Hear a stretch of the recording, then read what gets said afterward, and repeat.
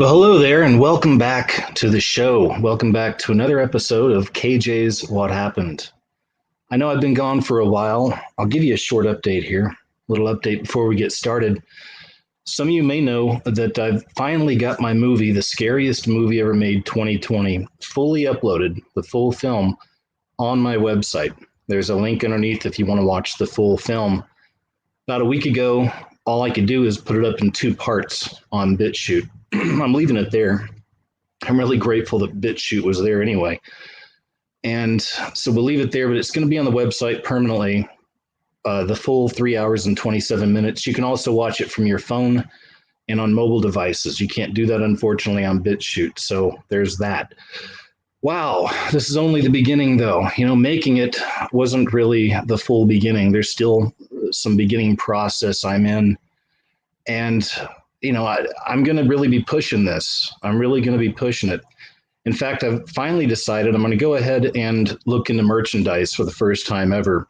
I think that'll help, get the word out, just advertise the movie, man, So I've got an idea. I'll probably do a short video this week about it. I've got some big regular videos coming this week, but I'll do a short video asking for artists out there. If there are any artists in the audience that would like to help design a shirt, any ideas you might have, okay, feel free to contact me at thescariestmovieever@gmail.com, and we'll go from there. It has to be in a JPEG, I believe, is all it is. But if you want to contact me, if you're an artist interested in working on some concepts for some t-shirts and whatever else that I'll put up on the YouTube channel, please reach out and contact me. I think this could be a lot of fun. We'll make it interesting.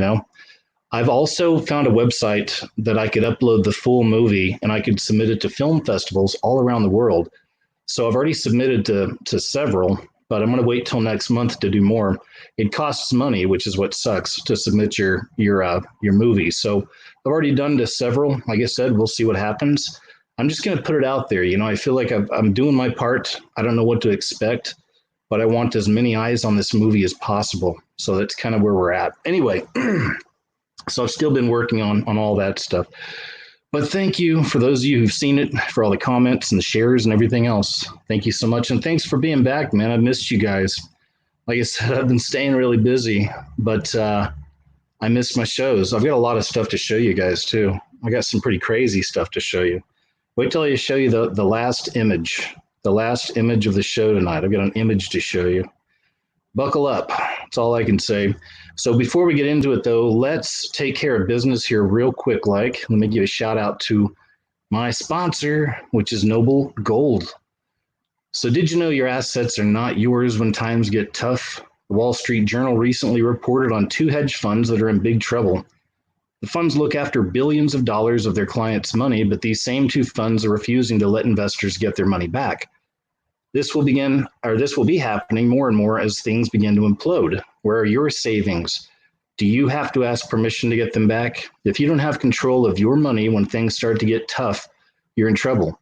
Noble Gold has an answer. A precious metal IRA with Noble Gold will let you have real, hold in your hands assets, and they're yours, always yours. Not bits of paper, not promises, not excuses. Precious metal returns are set to explode over the next few years.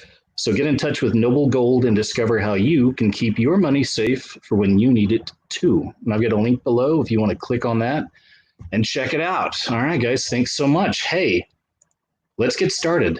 I got a lot to show you. Now, this is good news. We're starting off with some good news. You may have heard about this. This a few weeks ago popped up on Netflix. I didn't watch any of this. I've read about it. But apparently, it was a Netflix series depicting Jesus as gay. And it looks like Netflix has been ordered to pull the film depicting Jesus as gay. So let's read on. Just the spirit behind this, Rio de Janeiro, Judge Benedicto Abaquer issued the ruling in response to a petition by a Brazilian Catholic organization which argued the first Temptation of Christ film had hurt the honor of millions of Catholics.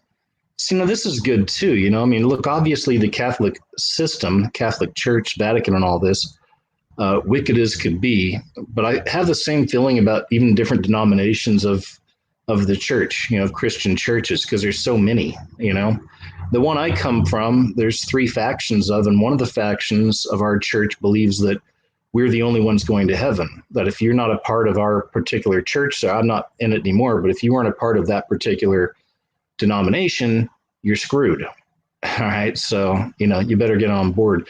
And ours wasn't the only one that has, those kinds of ideas. We see it all over the place.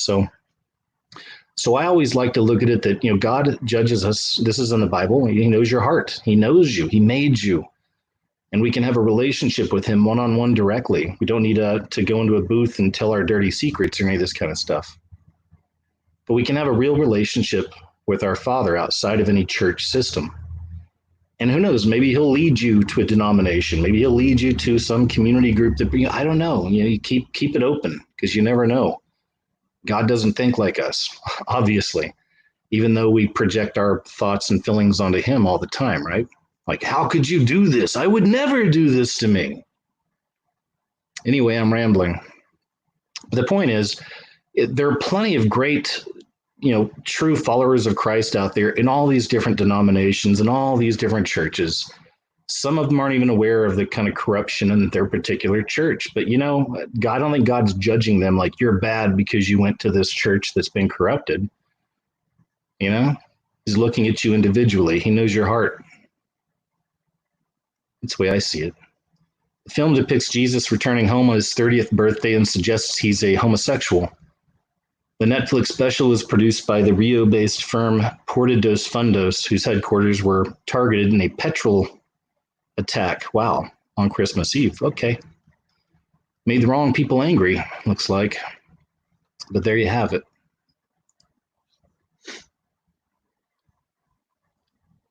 German Greens, like the Green Party, we have it, it's all over the place. It's a part of the Agenda 2030, anyway, right?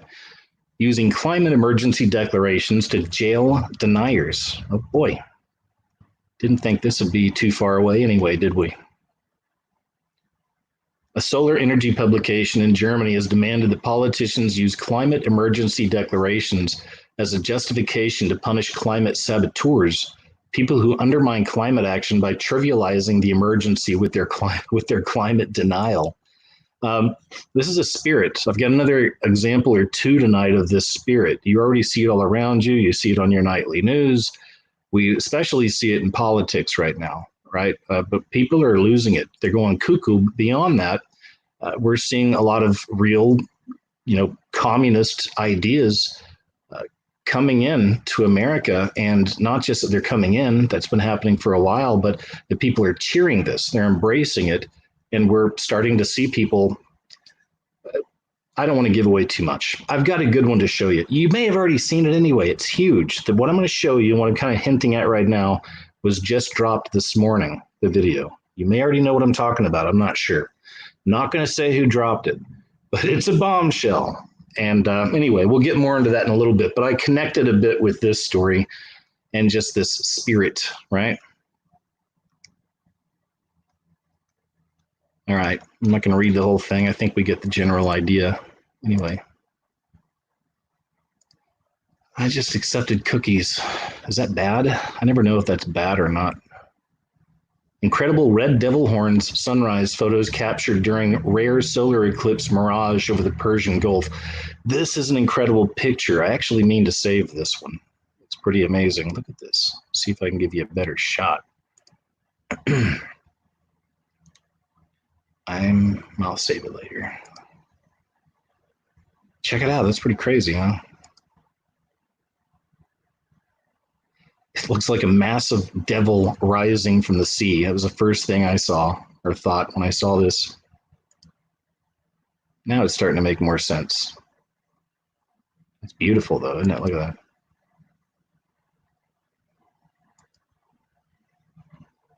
Wow, look at that. It looks like things coming out of the sky. Wow. Isn't that crazy? I want to save all these. These are all interesting. Okay. Here we go. Like things coming out of the sky.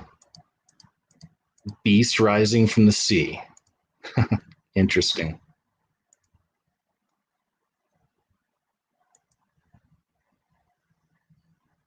So here we go. How come the nightly news isn't talking about this? I haven't seen this on any local news or any nationwide or even worldwide news I look into, aside from, you know, people on the right, so to speak, or people that are truly awake, not this woke stuff, but truly awake. I've seen some there, but I wish this was getting pushed more in the mainstream. Haha. Of course, I understand why it won't be, because they're pushing the climate change narrative, right? We only got 10 years. I got a lot of stories about. I'm going to do a documentary on that one too. You know, I so enjoyed, I'm just going to say, making my movie, but not having to worry about anything with YouTube or any restrictions or this or clips or whatever. Just doing what I felt I needed to do with no restrictions felt so good. It was liberating. It's the most fun I've had creating anything that I can remember. I used to enjoy it a lot more years ago. YouTube makes it hard to truly enjoy being a creator, you know, obviously. But I've maintained it, or I wouldn't be doing it. You know, I still enjoy doing it, and mainly it's because I know I've got great people out there like you guys who look forward to the videos and understand, and you know, you question, and you got other pieces to the puzzle. I see it in the comment sections and emails, so it's a, you know, it's a great thing. Anywho, 24 people arrested for deliberately setting bushfires in Australia. There we go. 24 people are facing charges for deliberately setting blazes in Australia during the country's devastating wildfire season. Since early November, the New South Wales police force has arrested 24 people for deliberately setting bushfires. This offense can result in up to 21 years in prison. There's another story I saw this week. I'm not sharing it tonight. It's just I didn't think it was really that important. But it was all about an actual fireman in Australia just got arrested for setting bushfires as well. So there's that. In addition to those charged with starting fires intentionally, police have taken legal action against another 159 people for bushfire-related offenses. Among them are 52 people who allegedly did not comply with the state's fire ban, and 43 people accused of discarding a lit cigarette or match on the land. Wow. There you have it. There you have it, folks.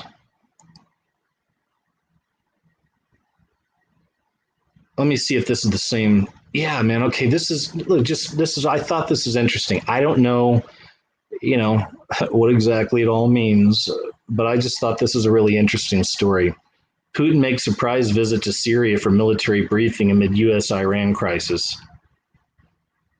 I'm also, this is one of those I'm going to include in that. I'm going to do another live show this week where we just hang out and I want to show you some stuff and we'll talk about it. But if you remember the videos I did on Trump a couple of years ago? I've done a few videos on Trump, and each time, you know, people ask what I think about him. I always say that he's the perfect fall guy. You know, he's the perfect fall guy for the beast system, you know, for the Antichrist system, because the world, right? The world, the wicked world, you know, is all turned against him. And we're not talking about, you know, who's really this and who's that, and if it's a show. No, I'm just, look, man, we see it, whether or not it's all real or not. You know, some people can't believe anything. It's very obvious that Trump's a target, and a lot of people in the world don't like him, especially the people who have been a part of the system for so long and getting away with corruption for years and years and years. You know, he's in there pointing this stuff out, and he's the perfect fall guy in that sense that, you know, the next 911 event, and this is what I talked about in those videos, I believe could very well happen on his watch, right?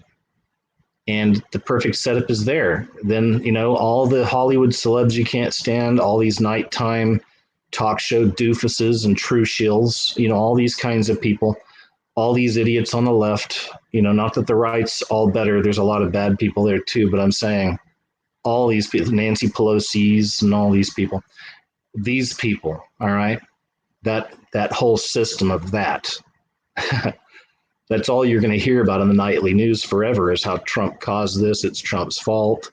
Let's go after Trump's followers, you know, by extension, perhaps Christians, conservatives, gun owners, etc. Perhaps that'll be the triggering event. I don't know for sure. But now that we're seeing all this Iran stuff, it really has me wondering, because Iran's the perfect fall guy, you know?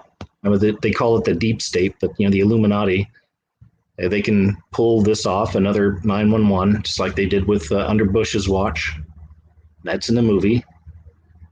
And do another one of these, and then they can blame it on Trump, the ultimate fall guy, the tip of the spear. And who comes in next? Who comes in after that? I wonder. We'll see. But I thought this was an interesting story mainly because Putin met with Syria's President Bashar al-Assad in what Russia's Interfax acknowledged as a working trip. But most interesting is that it was an unannounced visit to Damascus. That's what I thought was interesting. It's in Damascus. Now, some of you who don't know, a lot of you do, but that's in the Bible. Damascus is in the Bible in the end times. And when you see Damascus in ruins, you're supposed to look to the skies, right? Not to get into all the interpretations of this or metaphors, but your redemption draws near. So I thought it was interesting. We got Putin and a surprise visit to Damascus and talking with Iran. We'll see. We'll see, what else kind of comes along that I think is kind of interesting. That's a little clip I put in my movie in the opening 3-minute, the 3-minute opener. There's a short clip in there, and it's something that actually happened. It was in, I believe, Russia. I think it was in Russia where it happened.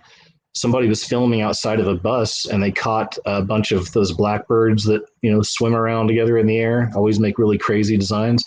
Caught a bunch of those black birds forming the face of Putin perfectly. It was really, really crazy. Anyway, so, he's got his part to play too, whatever it is, I'm sure. Oh, this sounds horrible.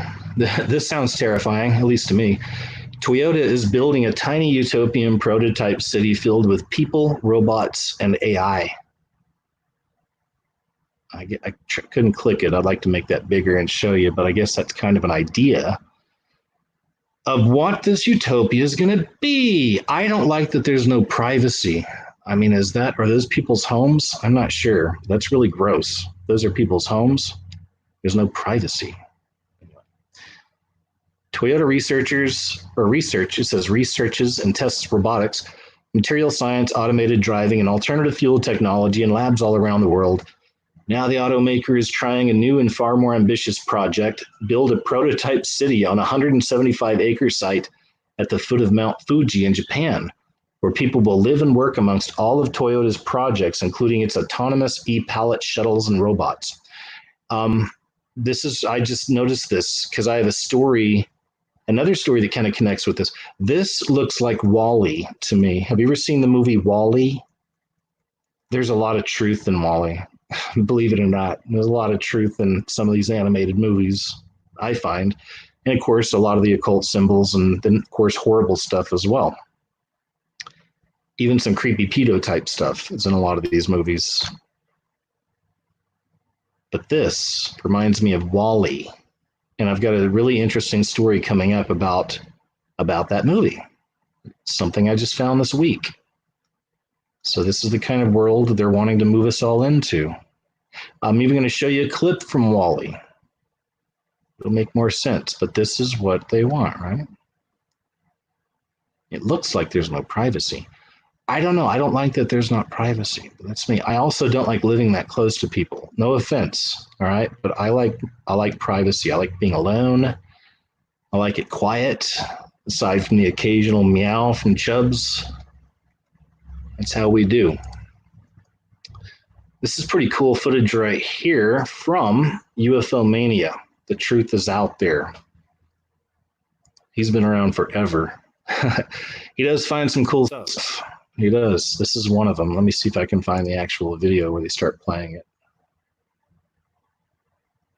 All right, that's it, I think. Let's see. Here we go. All right, check this out. This is just recorded on a train track.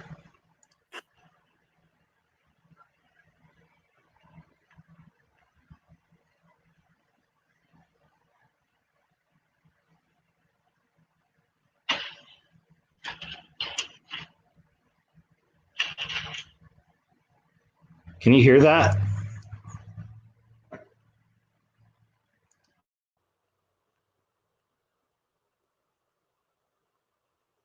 It's a little sound you'll hear.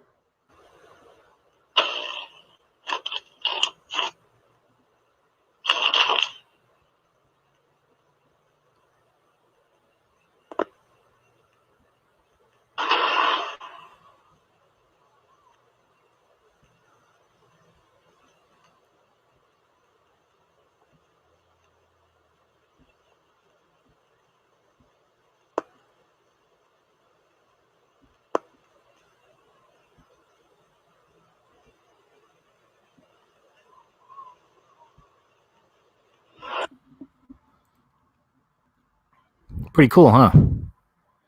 What do you think? I saw in the comments somebody said ball lightning. I don't know. I would think if I've never seen ball lightning, so I really don't know. Is that ball lightning? We know about the spirits in the air, those little demons dancing in the sky, these interdimensional beings that are made of energy and they shapeshift. Is that something like that? Is it a good spirit, or is it really just some kind of a weird electric charge that, I don't know. It's like it might be a little wet out there, kind of a rainy day. I don't know. It's a ball lightning, whatever that is. I don't know. But then it kind of blows up here at the end. Just kind of disappears. That's when the video cuts out, at least. So I don't know, guys. I'd like to hear your thoughts. Oh, by the way, I can't watch chat while I'm doing this. So I always forget I leave Super Chat up there. Honestly, I'd rather people just become a Patreon or a PayPal, but I do appreciate Super Chats as well. I'm just letting you know this because I can't say anything while I'm doing the show. I can't see it. But if you do choose that, I appreciate any kind of support of my work that you want to put out there. Thank you. This is really cray. Moment that an Amazon Alexa tells a terrified mother 29 to stab yourself in the heart for the greater good while reading from rogue Wikipedia text. This is the unnerving moment an Amazon Alexa calmly instructed a young mother to stab yourself in the heart for the greater good. Danny Morit, 29, had asked the smart device to tell her about the cardiac cycle as part of her revision to become a paramedic.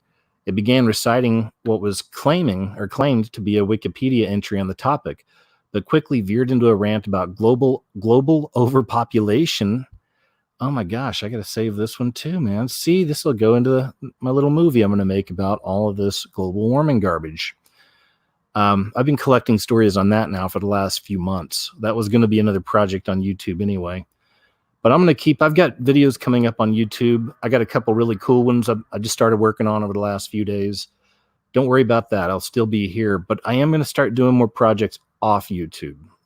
Again, things where I don't have to worry about, what I put in and this and that. And will it even get seen? If I put the scariest movie ever 2020 on YouTube, it'd probably get stuck around 20,000 views. If it stayed on there, it wouldn't even stay on there. I don't think long. I don't know. You'd probably get stuck on 20,000 views. This is on my channel, right? And it'd never grow and it'd just disappear anyway.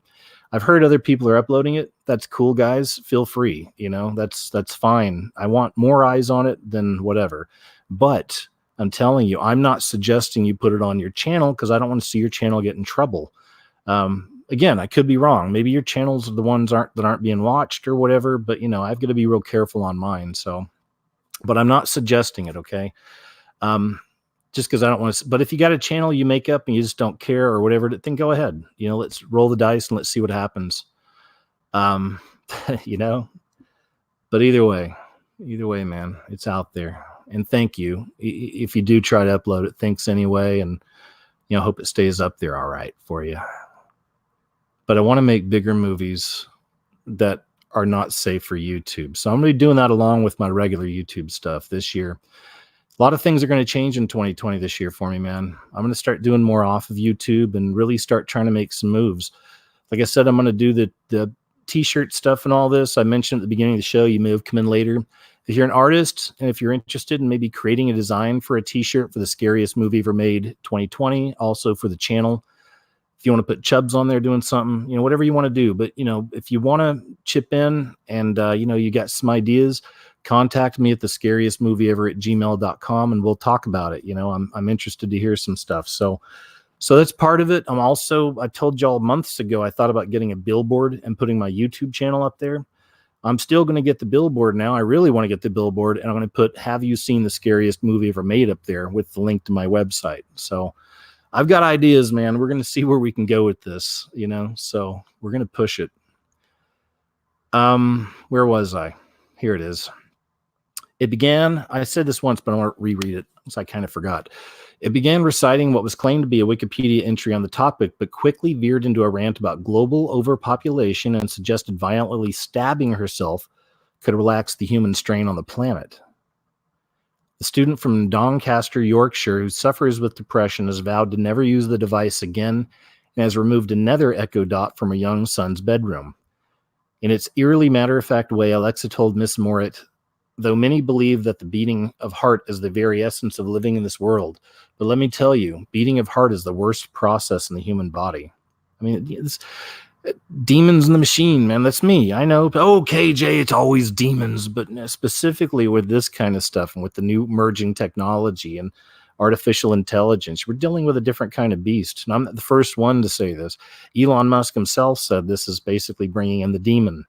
So, you know, it's interesting when we see these kind of stories.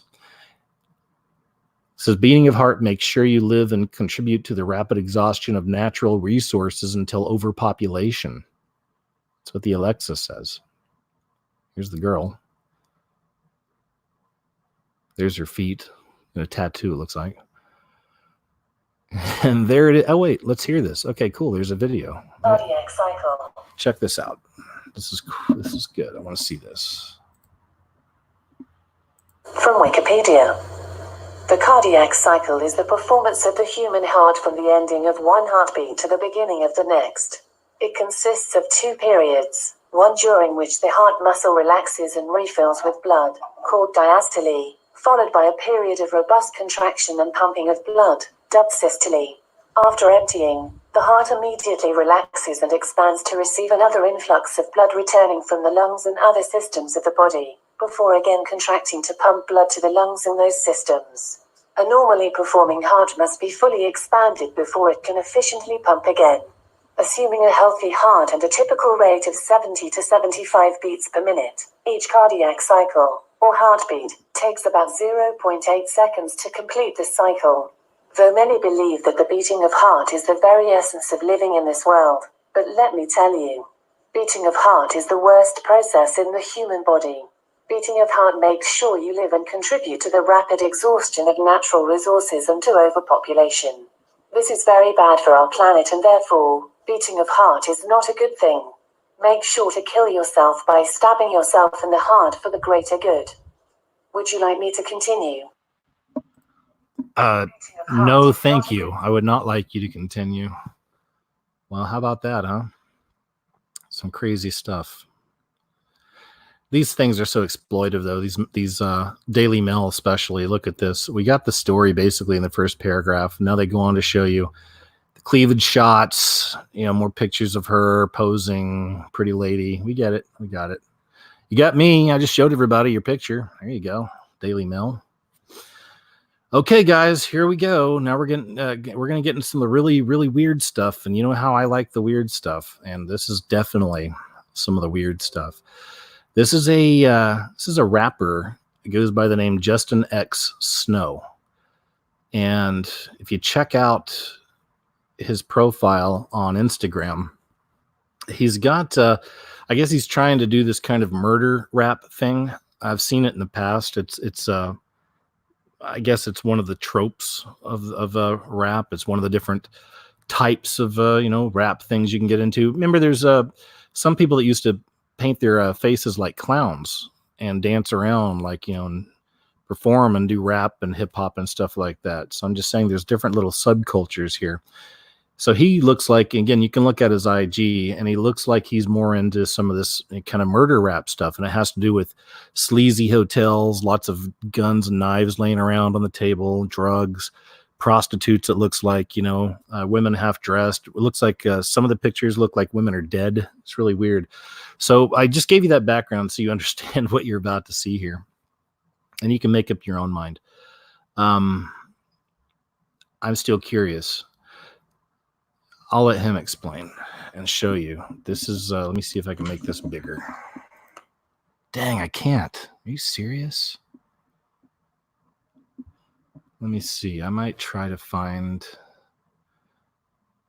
You need to see this. This needs to be bigger, but I don't know if I can do it there. I'll do Justin X Snow on YouTube. Maybe I'll find him. You never know on YouTube these days. Snow. Reptilian. Here it is. Okay, someone did it. All right, good man. Good man. Sacred Hauntings, thank you. All right, check this out. This is pretty crazy. I'm gonna skate out, but this is the real reason why I don't show my face. I know. Oh, yeah, I meant to say he never shows his face either. He's always hiding his face. And he just said, this is why I don't show my face. I'm gonna skate out, but this is the real reason why I don't show my face. I know. See?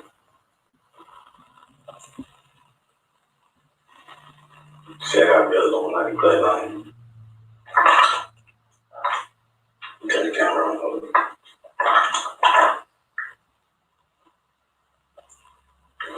Now watch this. See that? Shit, that thing like that ain't hitting, man. Then they gonna they see me with this shit. They might kill my ass. What do you think? I saw some comments on his IG and some, oh, it's a contact lens and it's an eye thing you can, and I looked and I can't find anything that looks like this because you can actually see the membrane on the side of his eye move across it. And it reminds me of, remember when they had Justin Bieber was in jail and everybody was saying, oh, his eyes look like they glossed over and it was weird. And you know, we see that happen a lot, right? We see, and people will put them up as reptilians. It's a reptilian. You know, I get really sick of that. These are tears. You know, Jesus talked about these things. That's why I'm not into the reptilian angle. And I think that's, you know, that's one of the big psyops out there too, you know, to disguise this as something else when, you know, it's Jesus mentioned this in the Bible. Look up the wheat and the tares. You know, they walk among us. They look like us, but they're hollow on the inside. And he even says, in the thing, you barely hear him, that he's part of an Illuminati bloodline. So I don't know. This is the real reason why I don't show my face. I know. See? Here, we'll watch it in slow motion. How's that? Okay, now let's see what it looks like.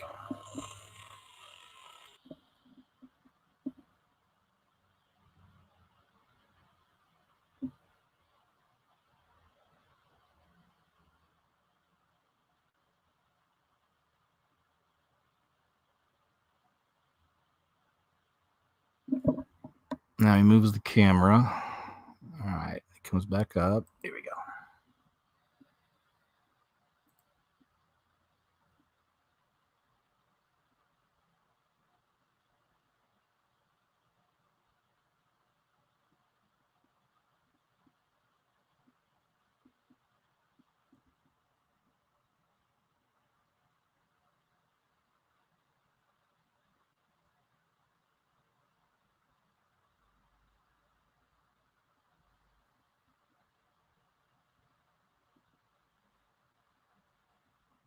One more time. There we go.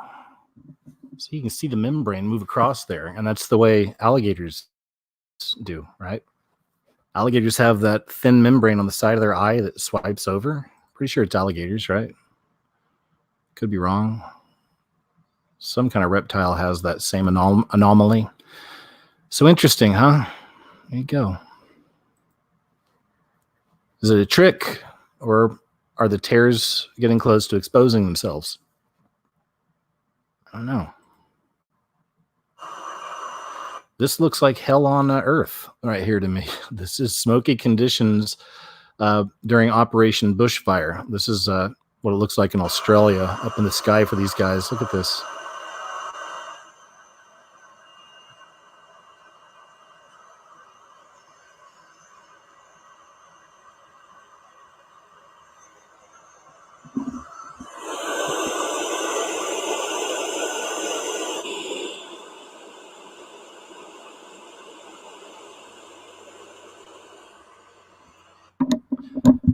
That bushfire thing is it's insane.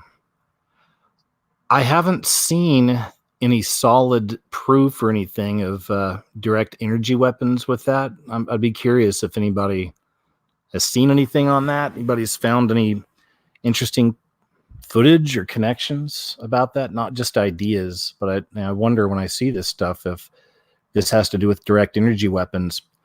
Because I don't know if I have the story up here or not, but it's just on the top of my head. And did you know right after they killed Soleimani in Iran, right around that time, within 24 hours or so, I can't remember who it was before or after, they had like a 5-point something earthquake in Iran. Maybe it was before. So yeah, it makes you wonder, makes me wonder, weather wars taking place. Golden Globes attendees cheers. Michelle Williams hints that she offed her baby. Classy. I'm not going to play it or anything. These kind of people make me just really ill to even look at. But I have to remember they're victims too in their own right, and they're lost. And, you can't hate these people. I know it's hard not to. I get that, okay? I understand, but we can't be that way. I try not to be. I can't tell you what to do, but I try not to be that way. But anyway, at one point in her speech, she says basically to the point that she couldn't have been here tonight to accept this Golden Globe and do all this wonderful work if she hadn't made a painful choice she had to make many years ago early on in her life. So we get the idea that she, her baby, and hey, it paid off pretty good for her, right? In a worldly sense, I guess. She's got a Golden Globe and probably makes a lot of money. And, there you go, man. Right? Oh, that's the last image I'm going to show you. I'll show you why I have to show you this. I'll show you now. I'm saving this for later, but I've got a bigger picture and I have to pull it up, and I don't know if you'll be able to see it or not. So I'm going to see if I can do something. So I know I just gave something away. I'm sorry, but is it the tears? Are the tears revealing themselves more and more? Is that what I'm seeing? I'm not sure, but I feel like I need to make another big video. I did one called They Look Like People a few years ago. That was one of my big hits. It's got over a couple million views, I think.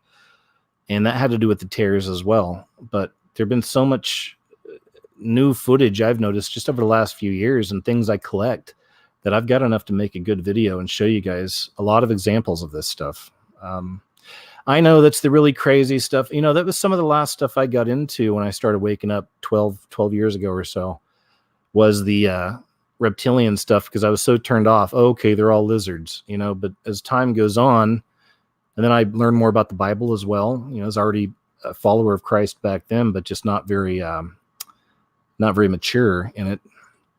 I think you start learning more about the Bible, and suddenly you realize that all the answers really are in there. They're in there.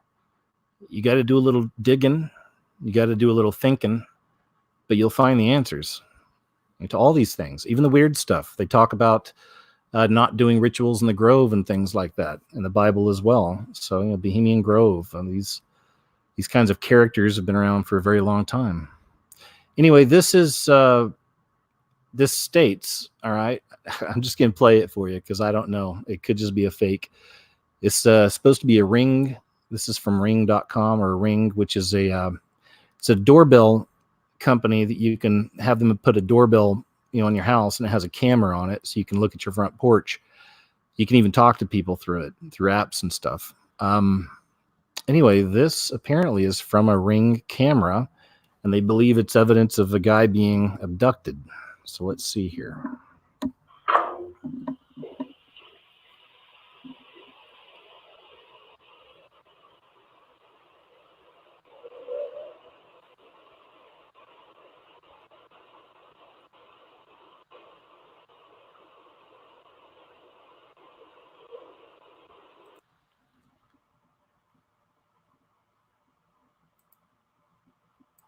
There we go. I think they show a couple other versions of it, slower versions. I mean, is it someone being abducted? Or is it, is it a being that looks like us, that walks among us, but is something else. I don't know. I don't know if terrors can do that, but a spirit could. Right? But that guy looks human. Could be some fake. Again, I don't know. Somebody may have faked something, put it in there. But just wanted to share. Thought it was kind of weird. One more time. And blast off.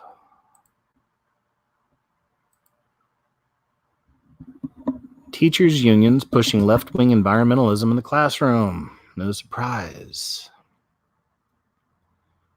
The American Federation of Teachers, the nation's second largest teachers union, is pushing left-wing environmentalism in the classroom.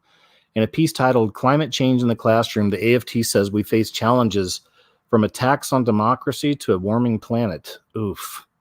And it's always the, again, left-wing type, hard left-wing in America now, really almost communist at this point, who are the ones attacking democracy, and they use this warming the planet thing, which is an old ruse they've been trying to use forever.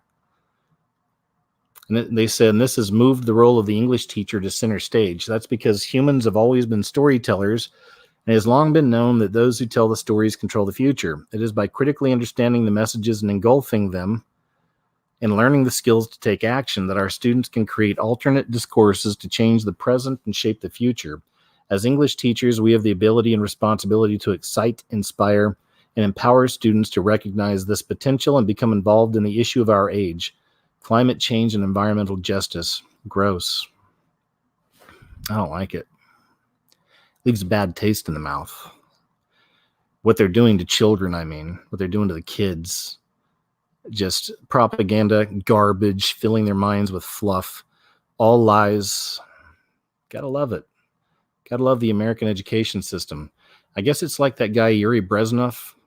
He's the KGB defector. I think it's Brezhnev. But he was the KGB defector who did an interview back in, I think it was the 70s. I've got a clip in the movie where he talked, and it's a lot longer than that. You should watch the whole interview with this guy. He tells you everything that's happening right now. It's from years ago. He's a KGB agent. He tells how to dismantle a country, how to take it down without firing a shot. They've done it. Well done. Whoever they are, but they've done it. I'm sure groups of people working together. We're there. You see it all around you. So anyway.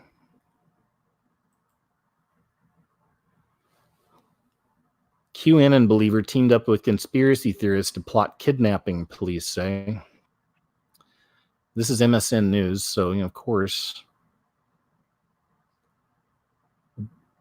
let's read and see what they say. Colorado mother Cynthia Abcug, what an unfortunate name. Colorado mother Cynthia Abcug, ugh, just not even nice to say. No offense to the lady, but just Abcug? Oof. No offense to any Abcugs out there. Just doesn't roll off the tongue, Like you got to take a couple steps to get there. Abcug. Become an unlikely star on the fringe right last year thanks to a battle with her state's child welfare department over custody of her son. Fringe right, there we go.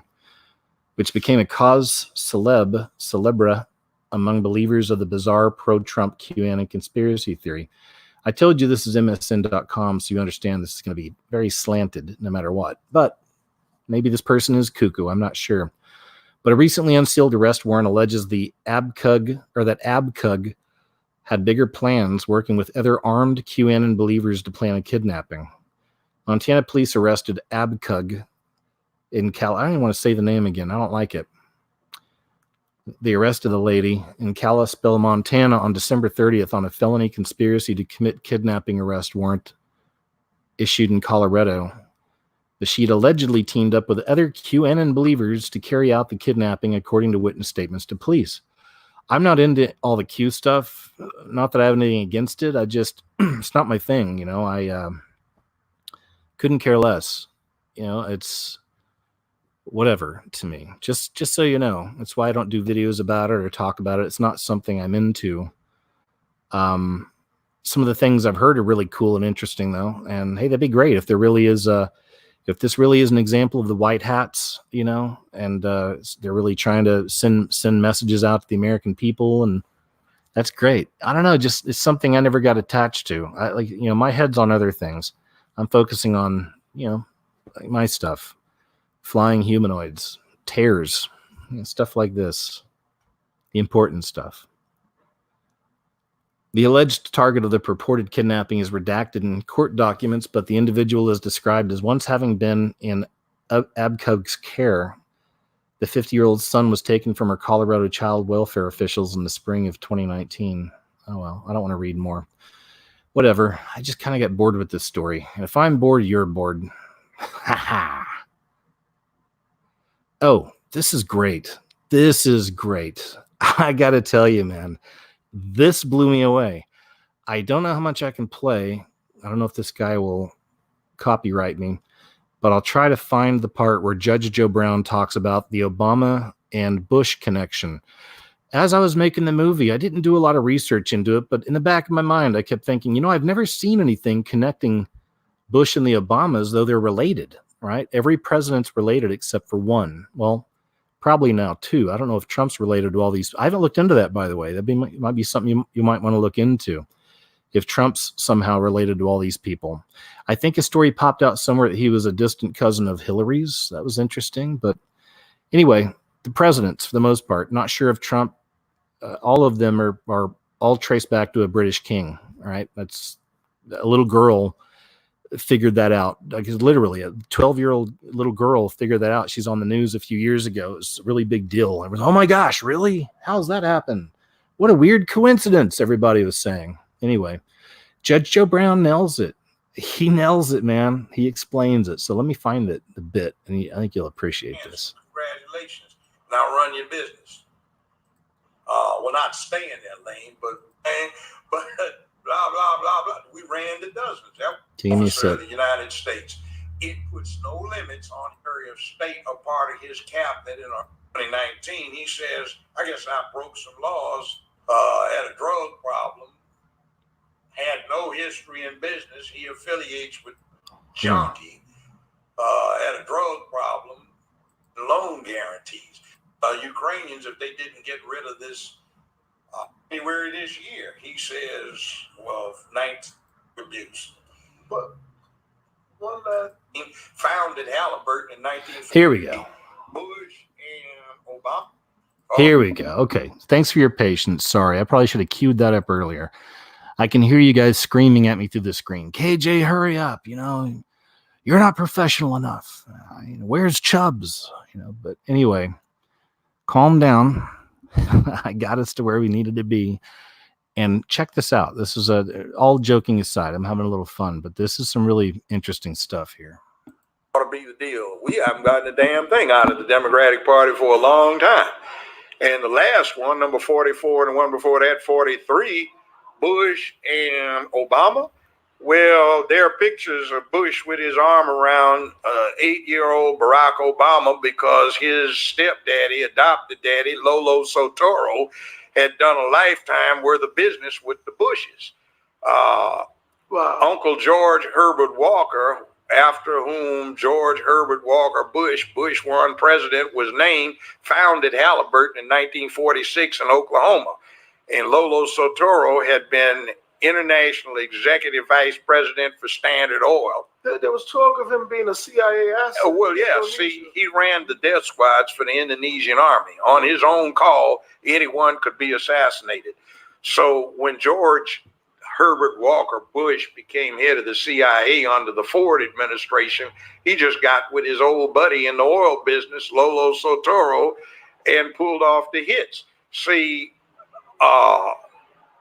Barack's grandmother has been acknowledged as being the woman that operated the channels through which CIA money went to the Southwest Pacific. So she introduced her daughter, who had just had Barry, Barack, to Lolo Sotoro, and they got married, and Lolo Soetoro adopted Barack Obama. The name was changed to Barry Soetoro.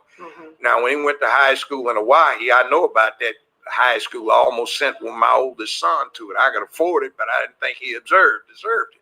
20 years ago, the tuition was $95,000 a year, not including room and board. When Obama went there, I've talked to two of his classmates. They independently state that the tuition, not including room and board, was $45,000. Now, Business Insider reports his income for 2017 at over $200 million net. That's after taxes, deductions, write-offs. For this last year, 2018, they reported it as $570+ million. And that's after all deductions, tax, right? Trump doesn't make that net. I mean, even some of the richest people in America don't make that. Why? Because when his stepdaddy died, he was one of the 10, 15 richest men on earth. And he left everything in a trust fund operated out of Indonesia, so the American government can't touch it. That makes Barack Obama 1/3 beneficiary for the assets of one of the 10, 15 richest men on earth. See, so we got a game run on us. So, you know, that little thing that Bush W does when he gets with Michelle, they giggle and he gives a candy. The inside thing, is that supposed to be the same kind of candy he used to give to her husband when he was 6, 7, 8 years old? Oh, wow. I mean, that last bit, right? God, I love Judge Joe Brown. Let me see if this is the same channel that always does his shows. No, this is a guy sharing it. It looks like this Dustin Nemos guy, but I can't remember the name of the YouTube channel. I've played Judge Joe Brown clips before, and no, not from his TV show. It's a different man. Now that he's off the show and he's retired and all this, he spills a lot of truth about a lot of things. And this was just one of those examples. So if you're bored and you're looking for someone interesting to listen to and you never thought of it before, go check out Judge Joe Brown. I'm serious. Don't let the fact that he was a TV judge get in the way. This guy's been around and he knows a lot. So anyway, isn't that crazy though, huh? That bit about the candy. Wow. That's interesting. GrubHub Driver goes on rampage with 3-foot ashtray, attacks 2 Burger King employees. This must be fun here. Saturn symbolism, right? Is there a video of this? Well, I was hoping there'd be a video. All right, never mind.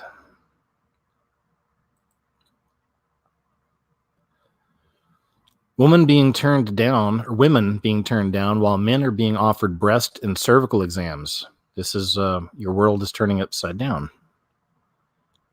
The transgender movement is the most irrational delusion ever to hit the world. While scores of confused men and women can't figure out whether to put on boxer briefs or panties, slacks or a dress, it doesn't help that doctors are aiding and abetting their mental illness by denying services to those who biologically need them.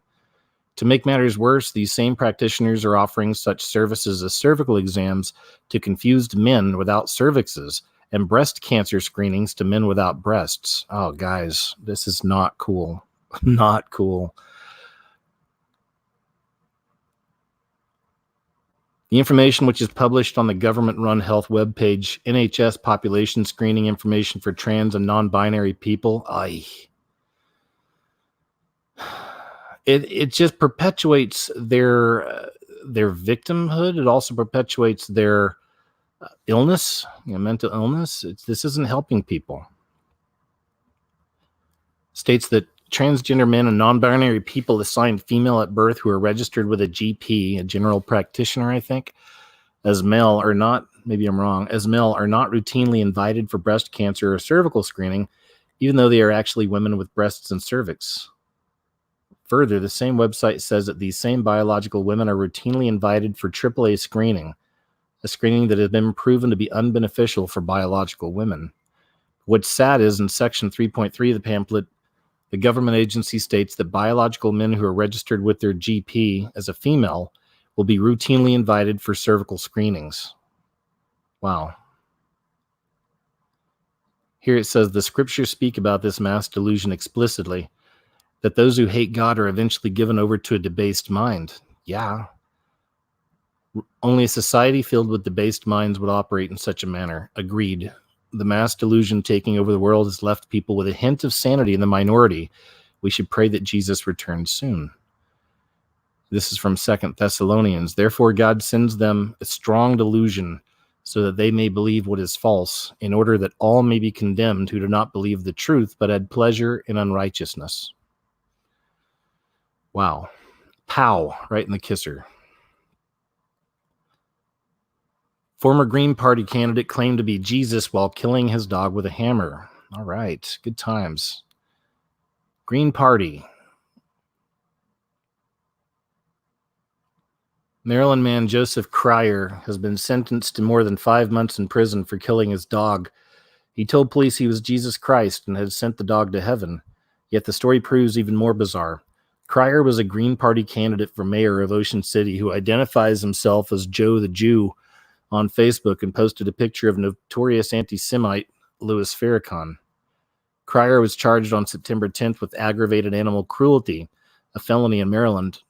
Police arrived after a woman reported screaming coming from Cryer's apartment.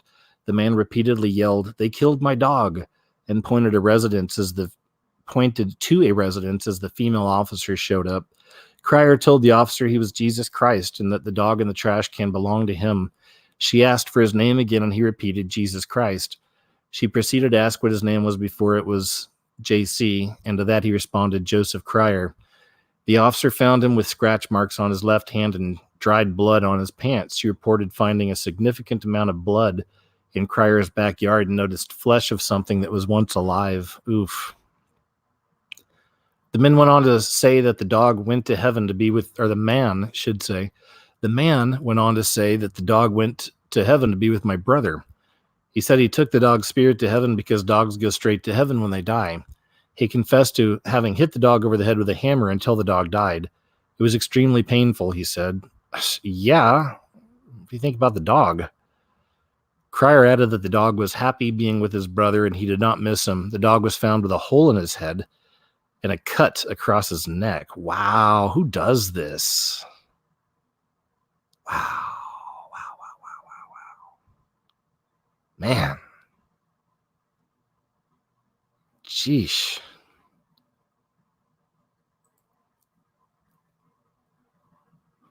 Well, no surprise here. This is a big part of the Internet of Things coming to everything being connected. Smart homes, watching you all the time. Alexa will be telling you to kill yourself. Google suspends Chinese companies' integration after smart home systems show random strangers. Business Insider reports Silicon Valley tech giant Google has suspended the integration between Xiaomi devices and Google software and services. The decision comes after a user with a Xiaomi, maybe that's it, I don't know, with a Xiaomi home security camera claims that he was able to see into other users' homes after linking the camera to his Google Home Hub. Yeah. I don't think it's an accident that all this kind of stuff's in a lot of this technology. You know, I just don't. I don't. We already know it's used for a lot of nefarious purposes. Do you remember, this was probably about 3 years ago. It's somewhere up north in America. I can't remember which state. But it was a high school. A bunch of high school teachers and the principal got in trouble because they were giving students computers from the school. They were giving the kids computers and they were letting them take them home. And when they were going home, the kids were realizing that somebody remotely was turning them on and watching them, turning on the computers. Yeah. And that's several years ago. That's just one that pops in my mind. I should do one about all the just madness of technology lately, all the crazy stories that we see. I'll just do a good compilation. That'd be a good compilation video. All the crazy tech nightmares we see unfolding before us now.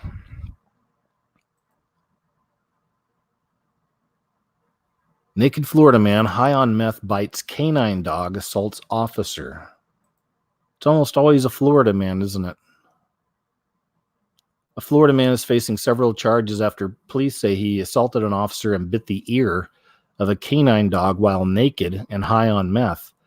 Donald Watts, 38, was arrested Saturday for multiple charges, including simple battery, 2 counts of resisting an officer arrest, and 1 count of aggravated battery on a service dog. Deputies with the Columbia County Sheriff's Office were called to a residence on Southeast Brawley Terrace over reports that a man later identified as Watts was using meth. There he is.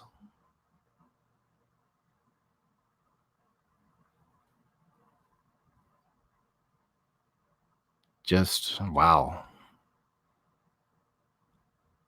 Looks empty. While on the scene, dispatch received a second call from someone in the same area reporting a strange man in his yard with a flashlight. Deputies reported hearing strange noises when searching the yard and eventually located Watts naked and covered in dirt, lying in what had appeared to be some shallow body of water.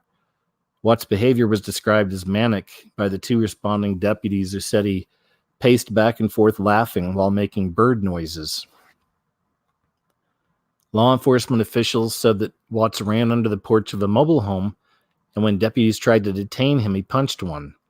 According to the report, several attempts to use a taser on the suspect were unsuccessful.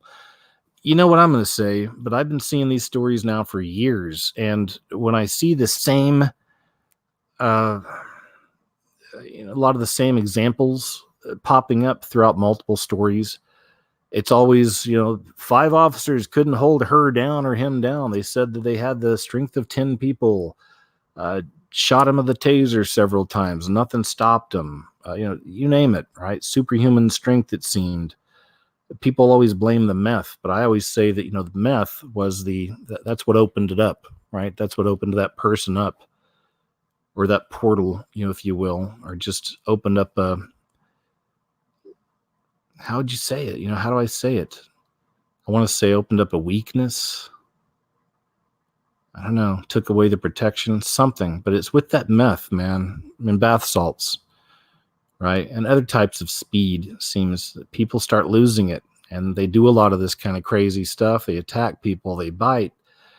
Remember the story? I put it in a video. A story where the guy shot 39 times inside of his house.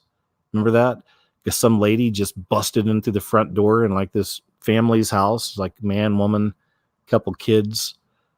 Some crazy woman just kicked in the front door and just went crazy in there, like, trying to kill these people. And this guy, the news crew was there, and it showed like tons of bullet holes throughout the entire house. It's just one story that pops in my mind, but that's another one I should do a big compilation on and just show a lot of these that, very, very potentially could be people under a real demonic possession. You guys know with my work, I've shown that this stuff's coming out more and more. We were talking about this kind of stuff on the channel years ago before it became so mainstream.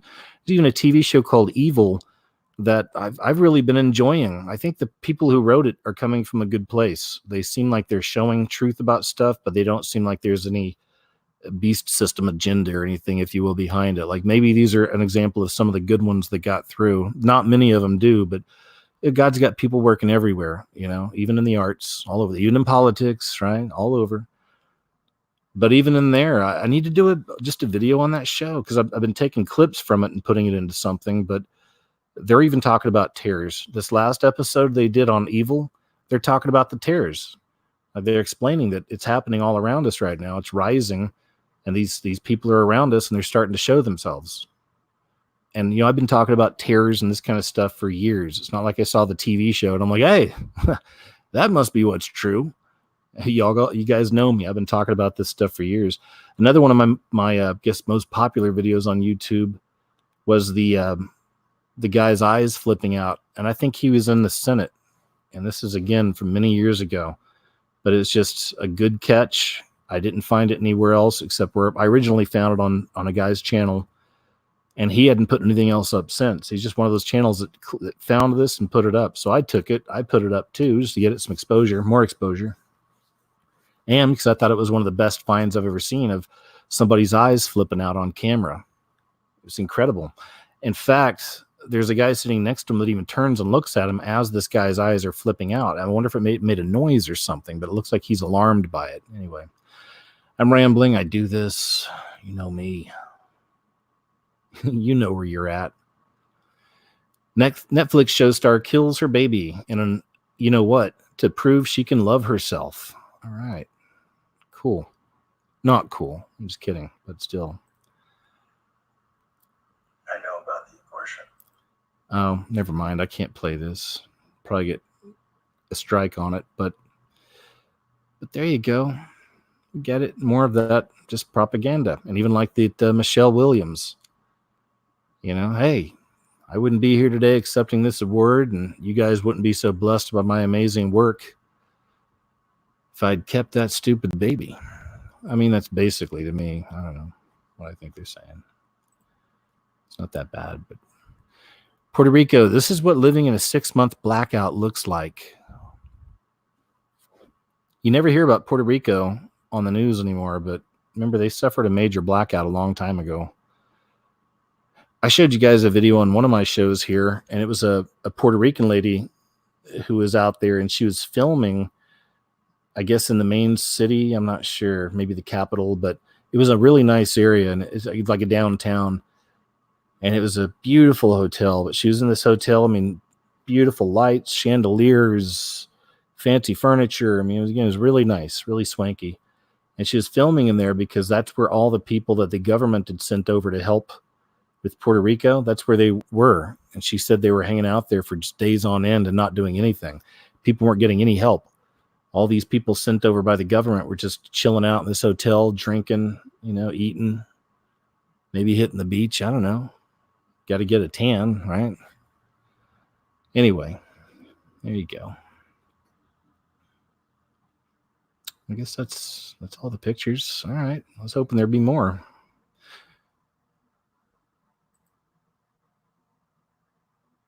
First time in history, the red flag unfurled over the holy dome of Jamkaran Mosque in Iran. Anyway, this is a symbol, they say, of severe battle to come. First time in history. So, you think they're bluffing, or do you think that, they really mean this? I mean, are we really this close to the verge of World War III? Are we really close to the next event? The event, you know what I mean? Like the one they did a long time ago? Are we getting close to that one? So they can frame up the narrative and then really come after people's rights. Because remember what happened after the last event? Well, they built Homeland Security. The largest federal, what's the word I'm looking for here?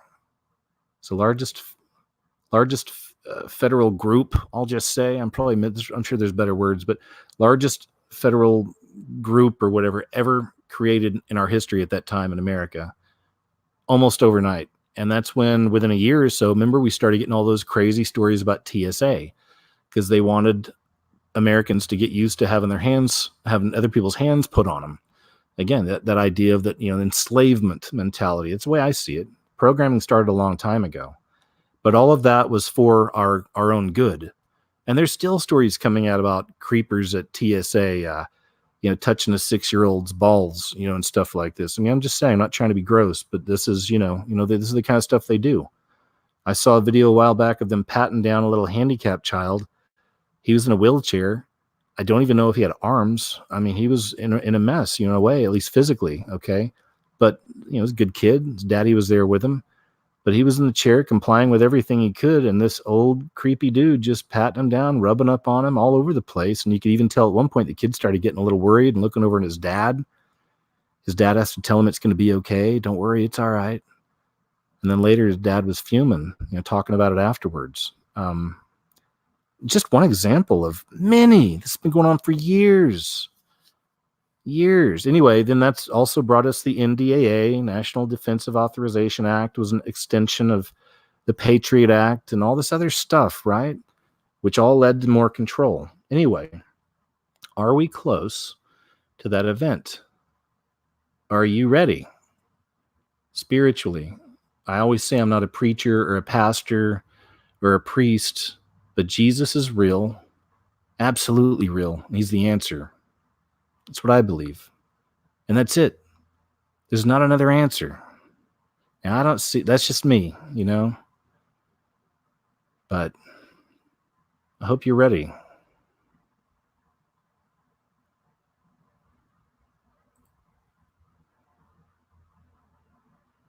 This is crazy. You probably saw this because this made big news. But if you haven't, check this out.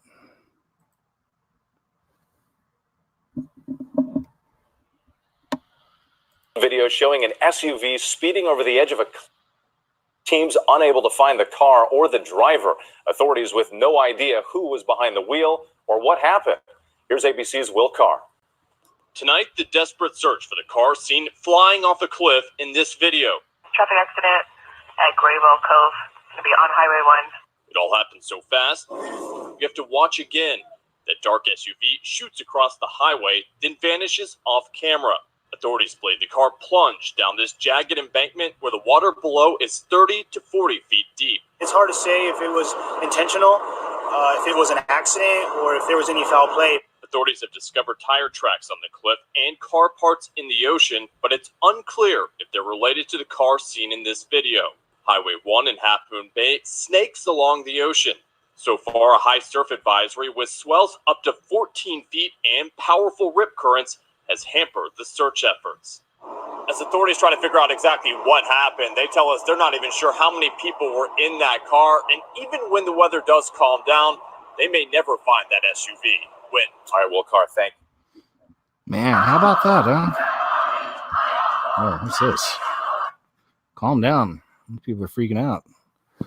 That was pretty crazy, though, huh? How about that? Can only imagine. I mean, was that someone just taking their life? Or, you know, maybe they had a heart attack or something, or a health issue?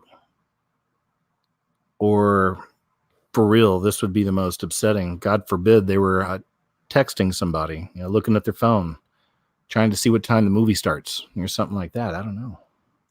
I'd hope not. It's pretty wild footage. Just wanted to share a little. All these tumbleweeds. It's in Washington.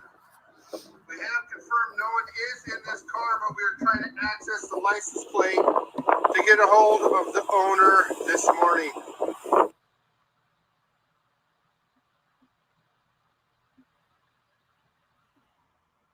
Look at that. Tumbleweeds.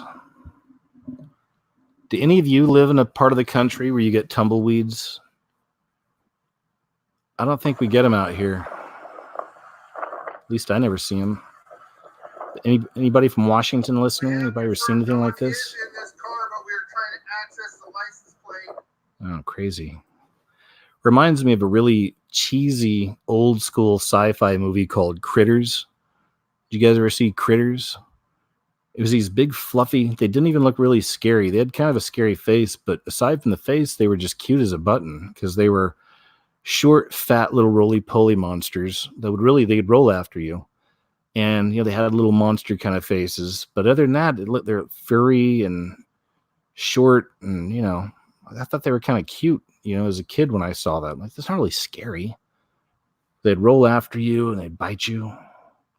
Anyway, it reminds me of the Critters. I'm not sure why. They kind of look alike, I guess. Are you a vegan sexual? Seek love. Vegan sexuals seek love using new vegan-only dating app. Vegan sexuals or vegans who are only attracted to other vegans are congregating together on vegan-only dating apps such as Vegly. Vegan sexual was coined in 2007 by Annie Potts, a researcher from the University of Canterbury, after surveying 157 vegans and vegetarians on the topic of cruelty-free living, including the subject of dating or not dating meat eaters. I couldn't think of kissing lips that allowed dead animal pieces to pass between them, one responder said at the time. Anyway, I'm bored with that story now, too. I'm not a vegan sexual. New York UN office wants individual with paramilitary experience for disarmament and reintegration. United Nations responds. Okay, let's check this out. This is on National File, which is a pretty big, just in case you're wondering. It's not The Onion or Babylon Bee or anything like that.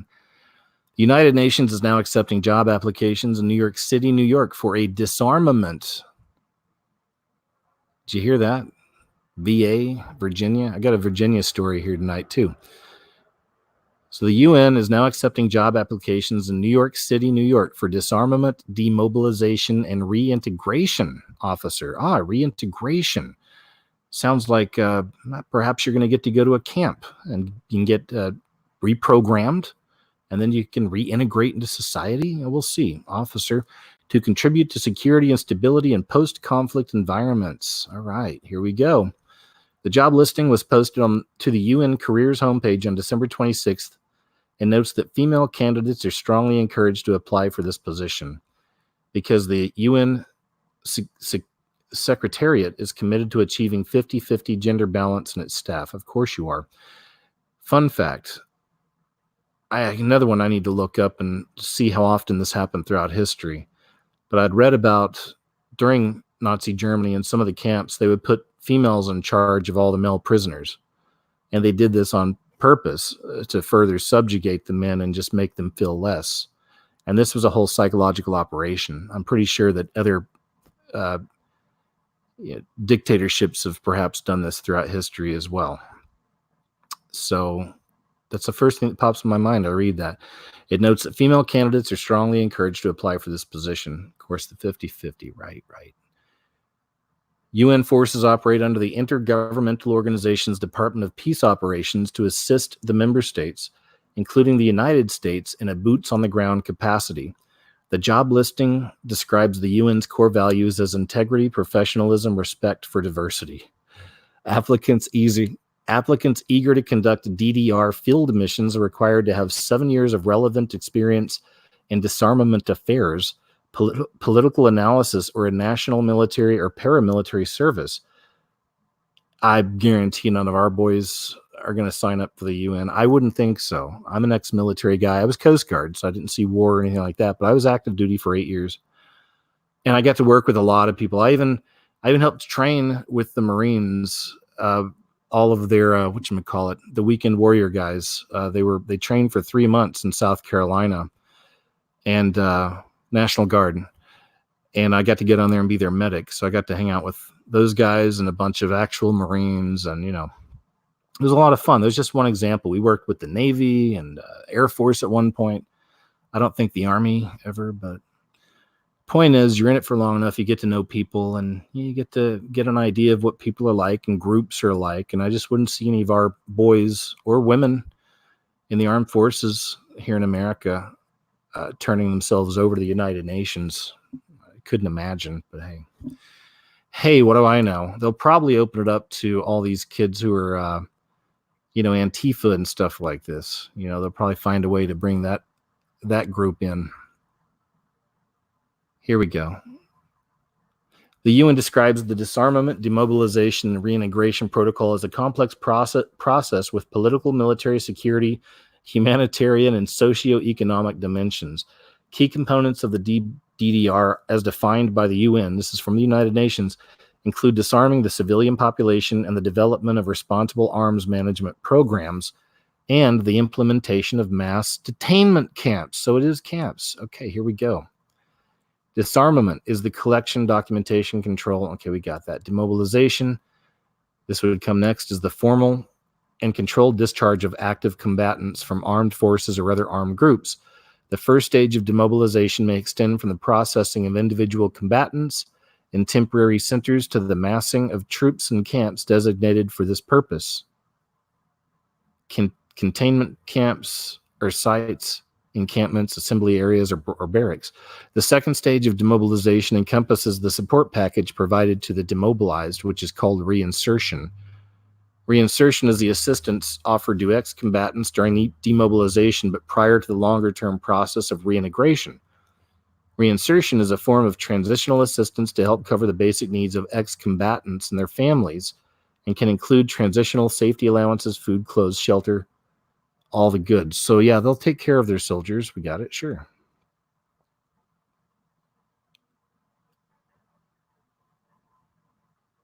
Reintegration is the process by which ex-combatants acquire civilian status and gain sustainable employment and income. Reintegration is essentially a social and economic process with an open time frame, primarily taking place in communities at the local level. So that would be the camps. It is part of the general development of the country and a national responsibility and often necessitates long-term external assistance. Here we go. So up here, reinsertion is a form, I want to read the whole thing. Reinsertion is a form of transitional assistance to help cover the basic needs of ex-combatants and their families and can include transitional safety allowances, or maybe this is the goods they're promising to the people they take in. I don't know, food, clothes, shelter, short-term education, all that. While reintegration is a long-term, continuous social and economic process of development, reinsertion is okay, whatever.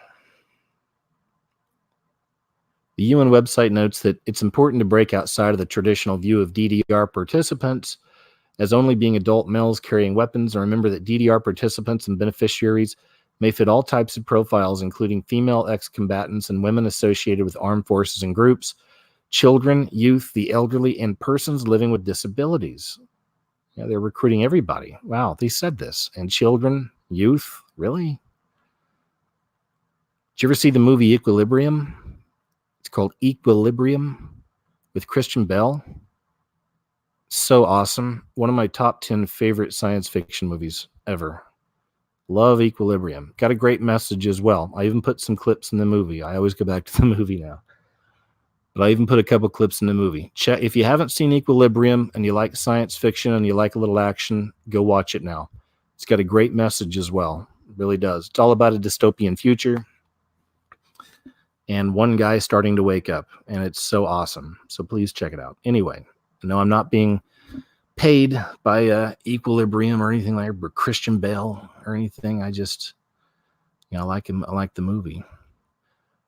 So the statement continues, while the posting in New York, where the UN is headquartered, the work takes place in some of the 14 UN peacekeeping missions. All right. I think we pretty much got everything out of this we're going to get, but just goes to show you it's on the rise. You guys know I'm not a table pounder. I don't scream and yell. I don't freak out about stuff, but I like to keep it kind of light. Joke around a bit, but that's just me being me. It's just me being me. But I don't ever want it to take away from the seriousness of the situation. I know it doesn't, but this is all pretty serious stuff, guys. So this is interesting too. This is an old story, but it's something I stumbled on I thought was really weird. This is about SHOOK. It's another one of those words I'm not allowed to say on here anymore. Lottery jackpots and free homes. 2 unusual clues unearthed in New Town. Check this out. Here it is.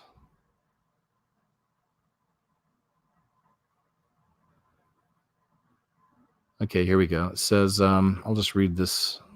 Let me see. It says, hi, Dean. I'm neither a paid researcher nor journalist. I'm a citizen of the state of Connecticut, and I was a state of Connecticut employee for many years and recently resigned to pursue a career in personal, private, professional investigations after sadly seeing the way my efforts were not only thwarted, but held in contempt. The frustration and cognitive moral dissonance of working for it's withheld, which was acting in ways as to support something else, which means a moral activity, made me feel like a hypocrite, and I left a financially comfortable job to seek something more personally satisfying. I add this background because I'd like you to know I'm a college-educated person, worked for the government, got quite the inside look at some things, nothing huge, I wasn't that important, but enough, and continue to pursue higher education and my hobby of investigating. I do not simply buy the news I am fed, but likewise, I do not simply buy a conspiracy theory. I inductively do my own investigating, research, all that stuff. Okay. It says the day after 12/14/12 SHOOK, I overheard a snippet of a conversation between 2 very senior officials in the State Department in which I worked. I shouldn't have heard it, I know, because they were whispering and did not know I was around the corner. Their tone discussing the moment of silence, quote unquote, we were about to be holding in the office in honor of the victims was a joking tone. And one of the 2 alluded to the other one, something along the lines of, well, that's what we were being fed. It says, I'm having trouble reading some of this. And one of the 2 alluded to the other one, something along the lines of, quote, Well, that's what we were being fed, so just do it, unquote. Then they snickered, and I wish I'd paid more attention, but it made me feel sick. Prior to that date, the word conspiracy made me laugh. I brushed it off. Anyway, it looks like he goes through some stuff. I want to find the stuff about the lottery. Here we go.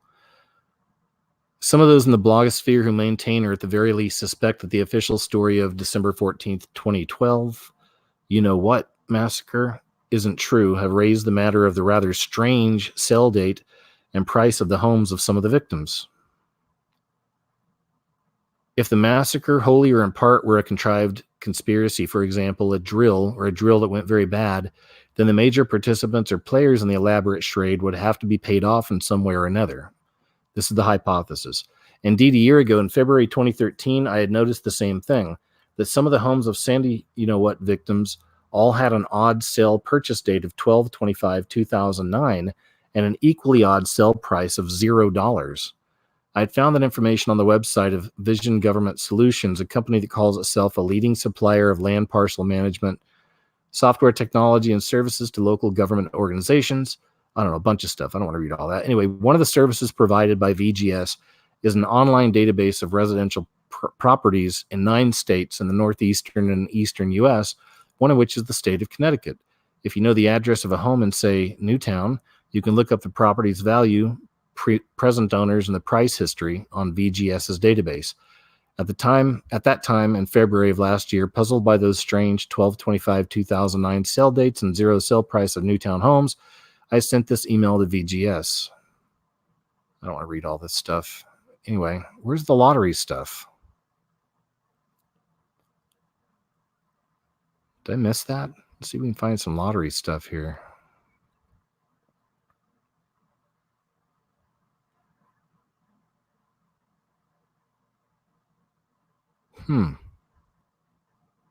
The top says strange lottery jackpots. Do you guys know anything about that? Do you guys know anything about strange jackpots that some of the victims' families may have gotten? Let me see.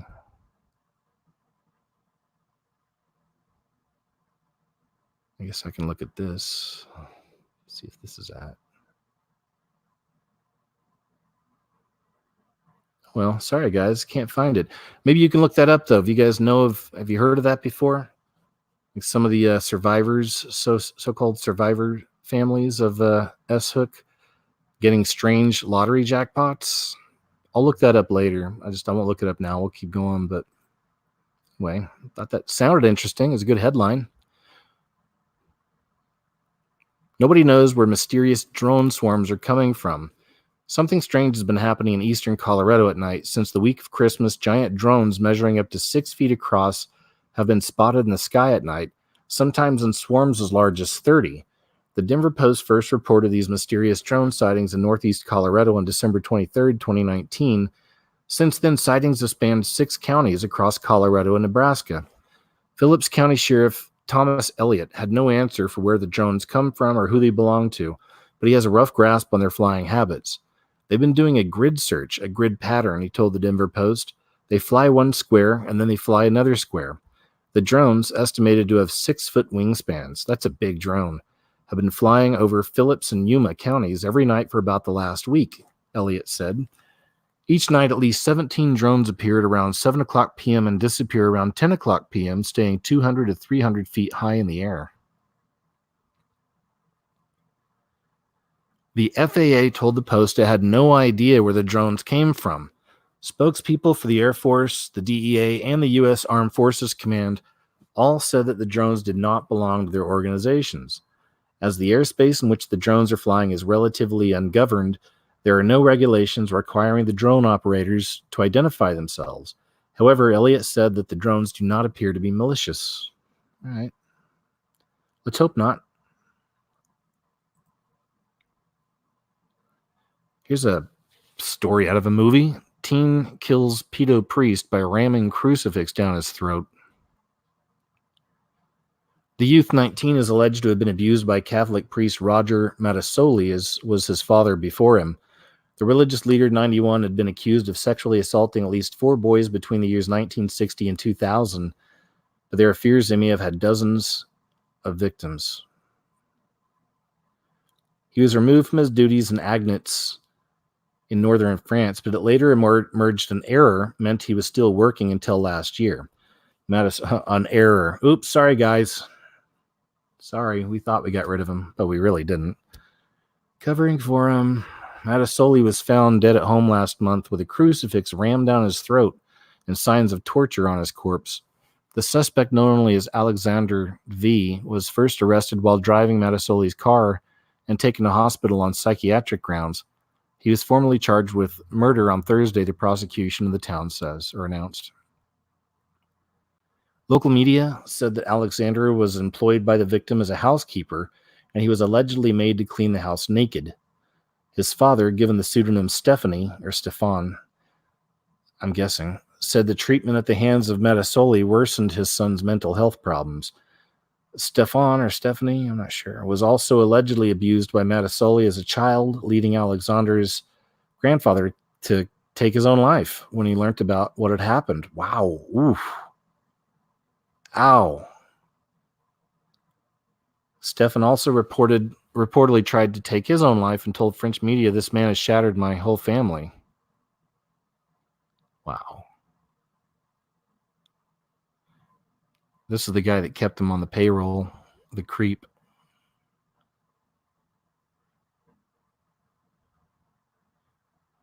Alexander has reportedly exercised his right to remain silent, and police are investigating whether Mattisoli's death was an act of revenge. I'm going to take a drink of water here real quick. Hold on a second, guys.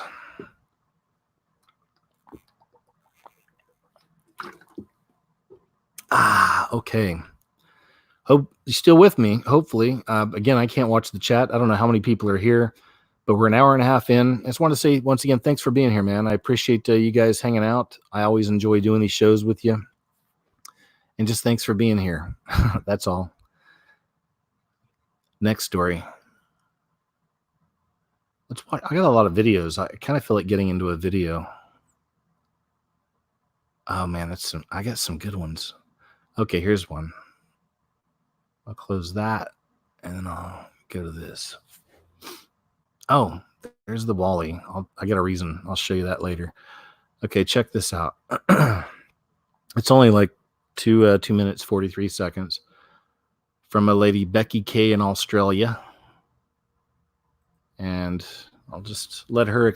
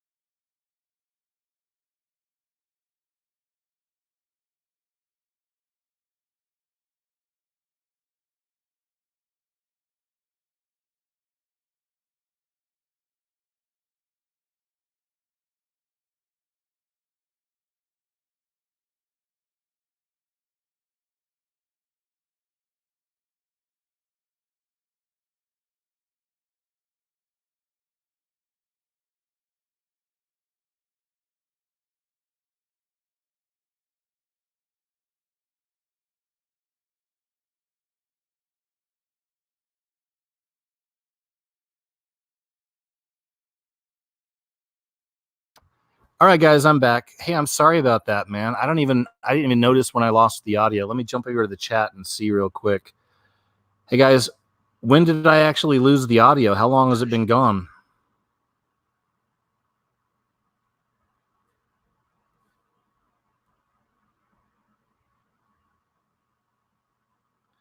Hey, guys, how long was I off? 4 minutes? Wow. Sorry about that. Yeah, my apologies. Thanks, Mia, for letting me know. I didn't even notice when it came out. So thanks a lot for hanging in there. I'll leave a note underneath the video later and let people know that there's a little bit of a gap there. Oh, wow. And it ended right when I said I appreciate you guys. My bad. Sorry about that. Oh, well, this stuff happens sometimes. Anyway, I'm going to get back to the show. So let me make sure you guys can see everything okay. All right, we're looking good. All right, cool. So you missed this whole thing right here. That's what happened. All right, check this out. I want to make sure the speaker stays on. Okay, here you go.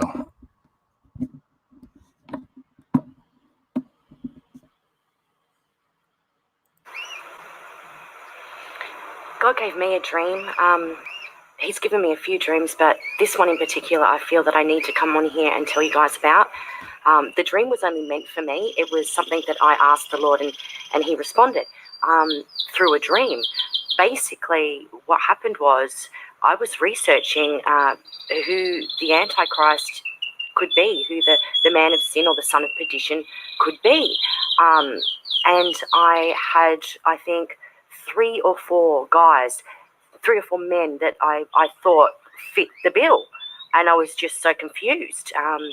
So basically what I did was one day I was sitting here and I prayed to Jesus and I said, Jesus, if it be your will, could you please give me a dream and let me know who the Antichrist is? Because I'm thinking of several different people. And I pray this in your precious name, amen. And shortly after, I don't know if it was that night or the next night or that week, I had a dream. It was so short and so sweet. Basically what happened was I was in a bank and I was in a bank line. I was lining up to see a teller. That's where you go to withdraw money. We call them a teller in Australia. Anyway, there was a teller standing behind the counter and standing next to him was Barack Obama. And Obama's face was so clear that I could see the oil on his skin and that mole or that freckle that he has on his face. And then I woke up. So basically, my interpretation of this dream is Barack Obama was standing next to a teller. My question was, who is the Antichrist? And the answer in the dream is, tell her Obama. Tell her Obama. And the reason I've come on here and told you guys this is because I've noticed a lot of people putting themselves out there, their faces out there, their names out there, that have had dreams that are pointing to Barack Obama also being the Antichrist. So I'm here to support all you guys and let you know, yes, I asked for a dream. I was given a dream and it was very short and very to the point. And the dream was, tell her Obama. What do you guys think about that? What do you think about Obama being the man? I've covered that a lot of videos in the past. And I've said that if he isn't the one, he'll be in a different form too, right? Am I right? I don't know. If he's not the one, he's obviously has an Antichrist spirit about him for sure. Or he is the one, right? He's all of it. I mean, his wife is an actual Baphomet in a way, right? It's a representation of the Baphomet. And there's so many strange things that surrounded Obama. Jonathan Kleck did a lot of videos on that. He's found a lot of weird things on him. I found some weird things on him. Other people found a lot of really weird things on him. Freeman Fly. You guys ever heard of Freeman? He's a legend. So if you haven't heard of Freeman Fly, look up Freeman Fly. But he had this interesting theory that Obama was a clone of, I believe, Akhenaten, right? Or King Tut. And he shows how there's a TV series that came out back in 1996, and it was called Stargate. It was a Stargate TV show. I think it was like 1996. And you can go back and look this up for yourself, but you can go back and look at images lined up, and Freeman did. I remember him doing an image of this. He did a picture, so you can probably find it somewhere online. But you can look up at a picture of all the main characters of this TV show from 1996, and then the main bad guy, which is Adolphus or something like this. He was, or Apollo or something. He was obviously a representation of the Antichrist. And all of them look like Obama. Obama looks like the Antichrist character, and all of the main people on the show look like Obama's cabinet. It's crazy. So you can look in, that was 1996. And if I recall right, at the end of the TV show, every TV show they did on that series, at the end of every episode, they would thank Space Force. There was actually a thank you to the American government Space Force, and it wasn't joking around or anything. They're being serious. So I thought that was weird, especially with how, Trump just announced not even long ago that, they're paying a lot of money to create the Space Force.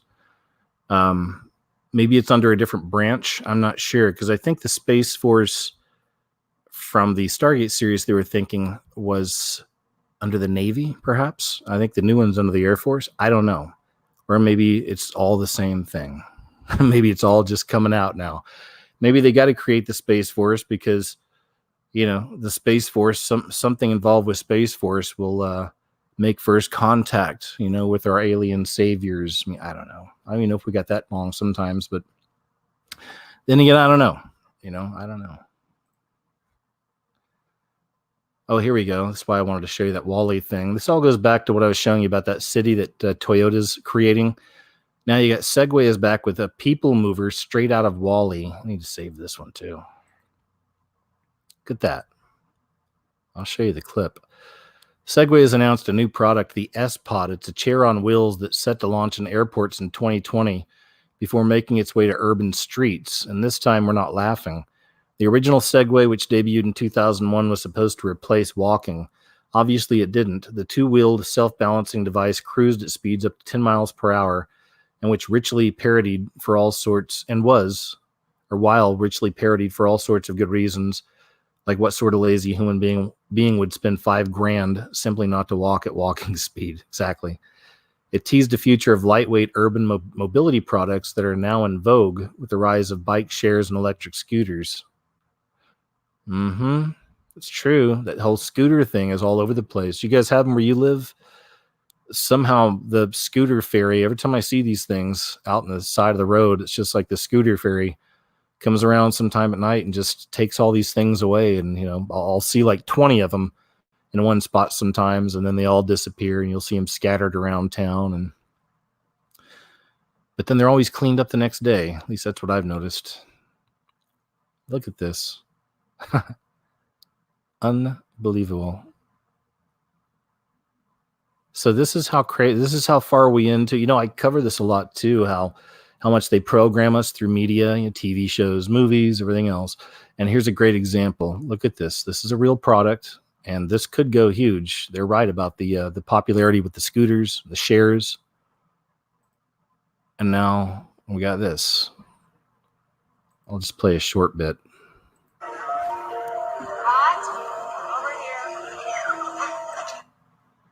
And that there they are. There it is. Anyway, if you've never seen Wall-E, man, check it out. It's worth it. I don't like a lot of these animated things, movies, but I guess I really liked Wall-E because of, and again, there's a lot of programming in this one too. But there's so much hard truth, like stuff like this, and the way human beings are in the future, how they look and how they act and how they think with what little capacity they have. It is, wow. It's heavy. This is, I just thought this is really wild. San Francisco, man. I mean, what a literal doo-doo hole, all right? And getting worse. But check this out. This is interesting. This is I think like a 5 or 6 part series called American Dystopia, and it's all about San Francisco. Again, whether you're right or left, or hopefully you're not even in on that kind of stuff, but, you know, just give it a shot. Maybe you don't like this guy, Tucker Carlson. I don't know. But, you know, regardless, try to look past it and just watch this footage. It really says it all. In the city of San Francisco, one of the prettiest places in continental United States, law and order has been effectively suspended. Thanks to left-wing prosecutors, so-called quality of life crimes essentially no longer exist. People camp on the sidewalk, defecate in public, use drugs in broad daylight, all without penalty. That's bad enough. But even crimes with clear-cut victims are on the rise, in some cases out of control. For part 2 of our week-long American Dystopian series, we spoke with a local business owner in San Francisco, someone who's struggling to run a store where customers can steal with impunity. Here's the conversation. This is a day in the life of Gilles Dessonnier. I've been here 42 years before you're born.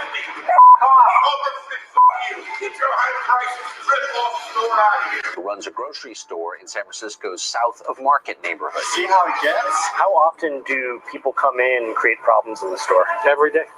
Every single day. It's not an exaggeration. While the interview was underway, customers were filling their pockets with merchandise and just walking out of the store. Is shoplifting an issue? Oh, yeah. They decriminalized petty theft in California. So it happens every few minutes. Literally in our store, probably 15, 20 times a day. 20 times a day? Oh, yeah. The decriminalization of crime has been a disaster for this neighborhood. And if you don't prosecute people, but they just keep coming back, nothing's going to happen. This is a needle from somebody who shot up. When was the last time you came into work and had a day where nothing went wrong? It's been many years. Shoplifting is the least of Dessonnier's concerns. He's been attacked by the homeless twice in his own store. One woman bit him when he asked her to leave. And she grabbed it.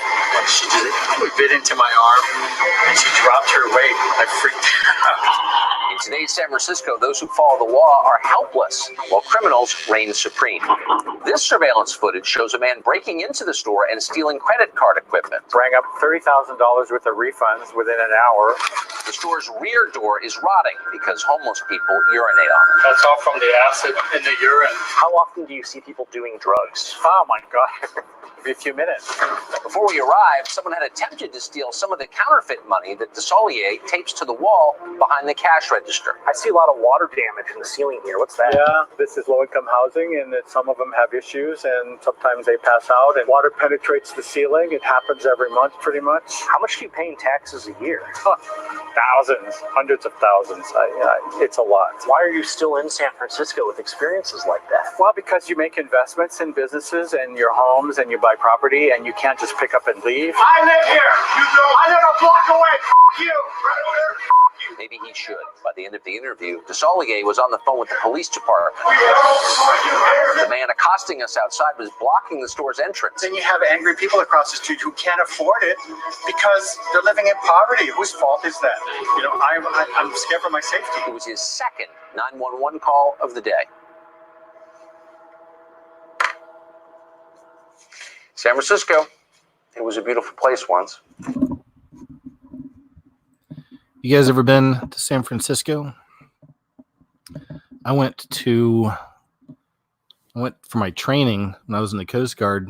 My medical training to become a corpsman was in Petaluma. And Petaluma is just on the other side of the Golden Gate Bridge from San Francisco. So when I was there, I definitely checked it out. I thought it was beautiful.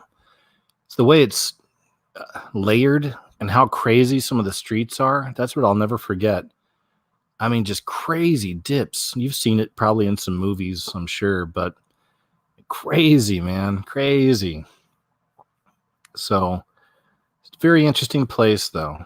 Very pretty when I was there, but this is well over a decade ago. But anyway, it's a shame to see what it's turned into in Los Angeles as well.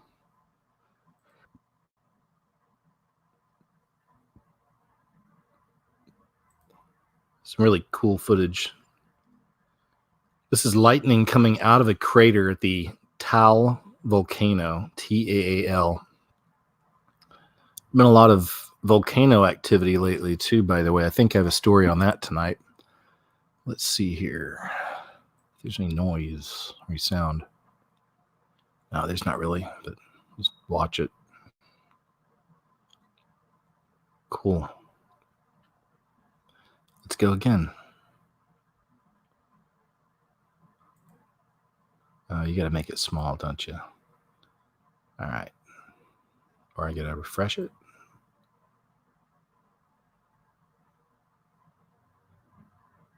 Oh, well, I guess that's it. It's pretty cool, though, huh? Wow. All right. That was it. This reminds me of, again, we find these patterns sometimes when we do these shows, and this reminds me of the whole Wall-E thing. You know, back to the whole Wall-E thing, back to the new Segway thing they got created here. Even just, again, more of a keeping the society connected, keeping them dumbed down. This is kind of unbelievable to me. I mean, I could also see the benefit, and that's the darn shame of so much of this. You know, we can survive without it, but then they'll make these things that really do make life easier. Hey, you know, why not? But there's always a negative that comes with it, right?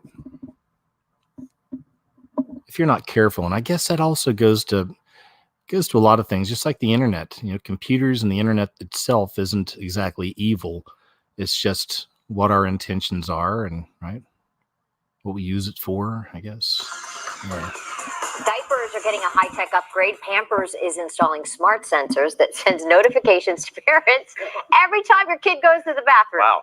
Aren't they expensive enough as it is? Diapers are expensive. Really diapers are really expensive, yeah. Apparently, it also tracks their sleep habits as well. Rich Jamiro has more from CES. Rich DeMiro here at CES 2020 in Las Vegas, and I have found the ultimate baby monitoring system that goes way beyond just a camera. Kat Chan from Pampers is here to tell us about Lumi. It starts with a camera. Yeah, so Lumi Pampers is a quantum leap in baby monitoring technology. So it starts with a state-of-the-art baby monitor that has unbelievable clarity day or night. And what really sets Lumi apart is the unique combination with an activity sensor. An activity sensor attaches on a diaper to track wet diapers, diaper changes, and the game-changing part is that it tracks baby sleep, including naps 24/7. So I basically get a full view of my child and what they're doing all the time because of this little sensor. How does it attach to the diaper? It attaches via a secure attachment zone, and it's designed in a way that it's virtually impossible for babies to remove, but it's easy enough with the dexterity of an adult to remove it with a peeling motion. And this is a reusable sensor. And how much is this, and when is it available? So it's $349. It's already available at lumibypampers.com, and it comes with a state-of-the-art monitor, the activity sensor, and a 10-day supply of diapers. All right, sort of like a Fitbit for your baby, but it does so much more. If you want to learn more about Lumi by Pampers, go to my website. It is Rich on. Look at this picture again. Hold on. Hold on. Look at this picture. This is where I said, there's always the negative, right? Golly. First, go to my website. It is Rich on Tech. Where was that? Lumibypampers.com, and it comes with a state-of-the-art monitor, the activity sensor, and a 10-day supply of diapers. All right, sort of like a Fitbit for your baby, but it does that. I know it's a little blurred now, but isn't there Wi-Fi radiation here too? Isn't there some kind of concern for that? I mean, just to begin with, I'm just saying, right? Isn't there? Right on your baby's, you know what I mean? I mean, that's just, and then of course, some people are going to abuse something like this anyway. They're going to use it as a way to, stay on Facebook, stay on Twitter, stay on the social media, or stay on the internet. The app will let me know, when baby wakes up, or Apple let me know if I need to go change the diaper. So until then, I can just stay here in my fantasy land, my magical, mystical little world. WikiHow goes insane with vaccine propaganda, teaches children how to, quote, get vaccinated in secret by scheming against anti-vaxxer parents who WikiHow warns might, quote, abuse their children. Yeah, we've been seeing this coming on for a long, long time. I always like to mention this. You can look up, I think it's Health Nut News. I think the young lady's name is Erin. And she put up a video way back about how she had been gang stalked. I think that's how I first found her work. And then she's into health, but also a bit of an investigator. And I believe that's where I first learned about all the mysterious deaths of the holistic doctors. If you're not familiar with this, it's not some kind of a conspiracy theory. This really happened and happening. Some group, somebody, has been taking out a lot of these holistic doctors, and now we also have a trend of them taking out anti-vaxxer doctors as well. So look into that.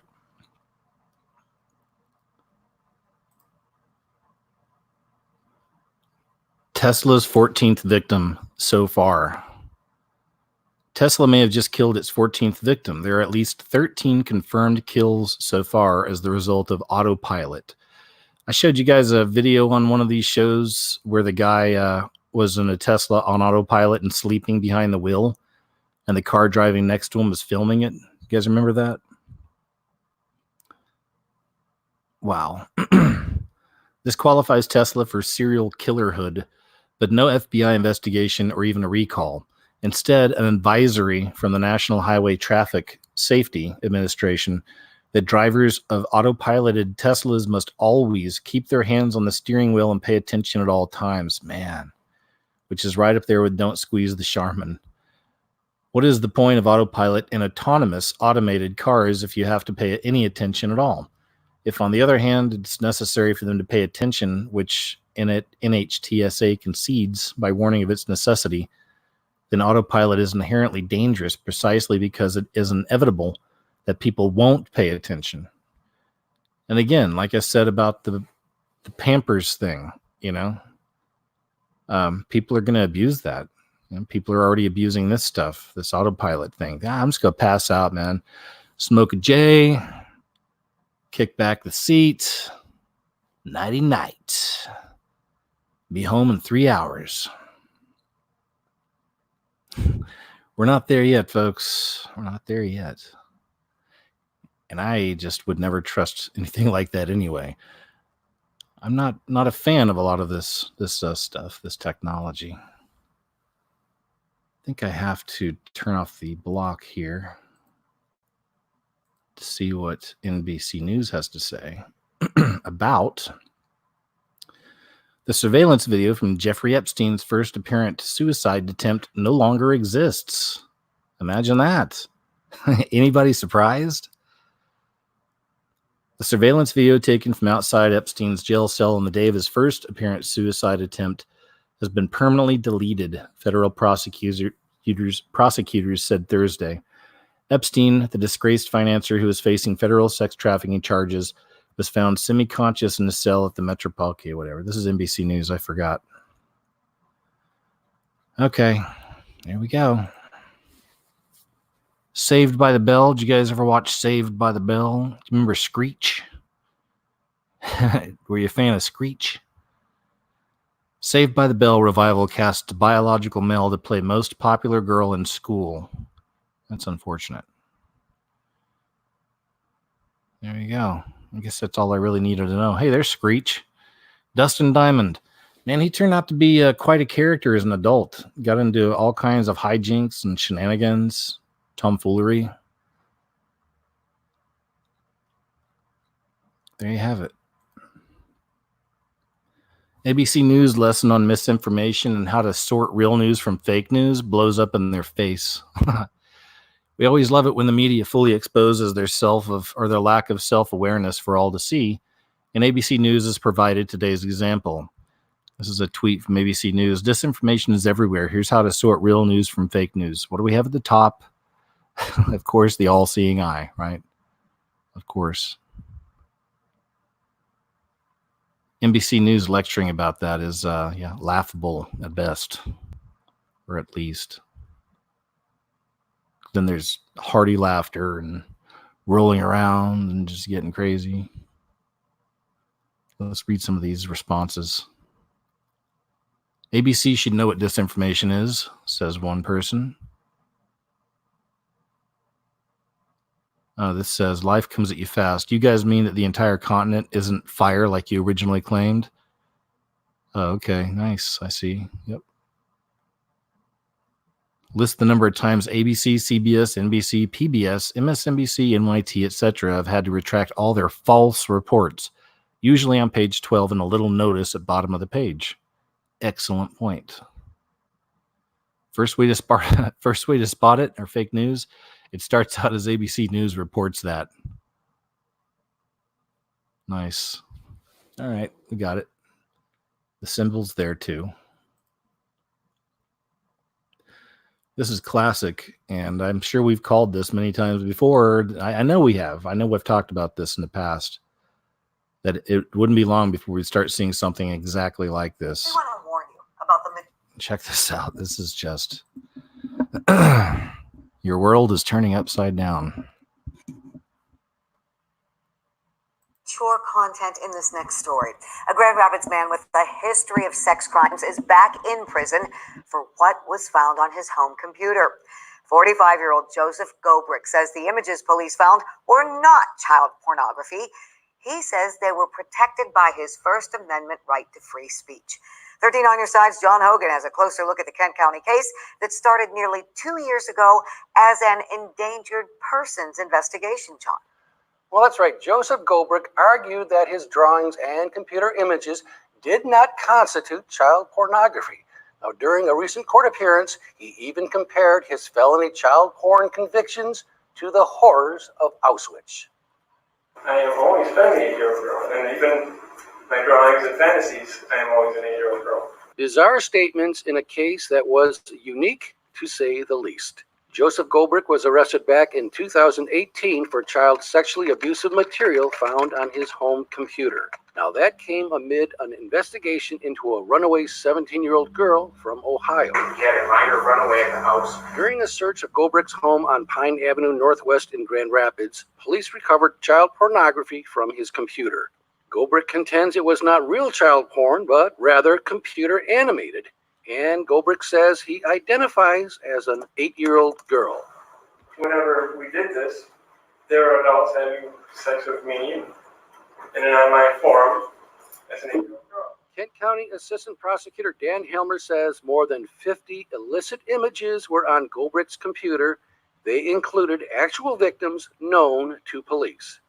But that wasn't all. Even during the trial, the defendant continued to draw drawings, provide them to me, saying, talking about raping babies in the Kent County Jail. Gobrick represented himself at a November bench trial. He said his activity was protected by the First Amendment, and he said he did not abuse children. I would no sooner have sex with a child than you would with a rattlesnake.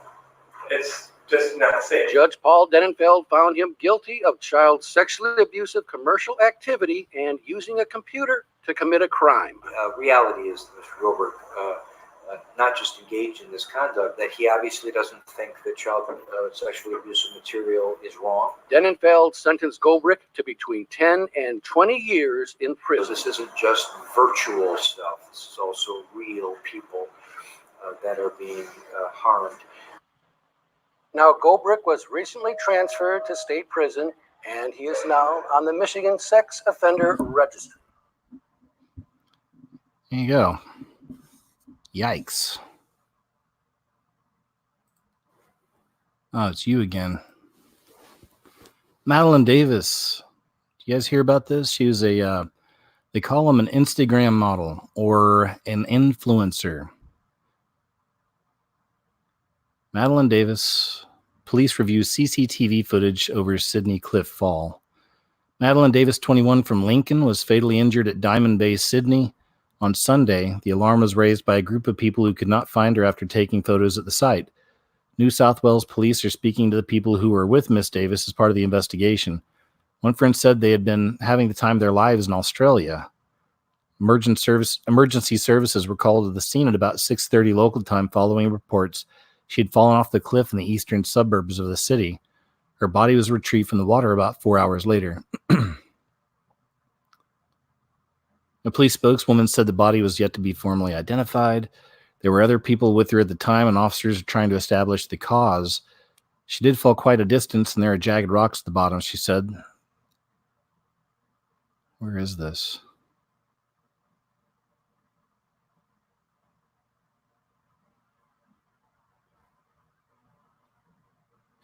And I guess the idea is, and I'm not seeing it anywhere in here, but that she had fallen off the cliff while taking selfies.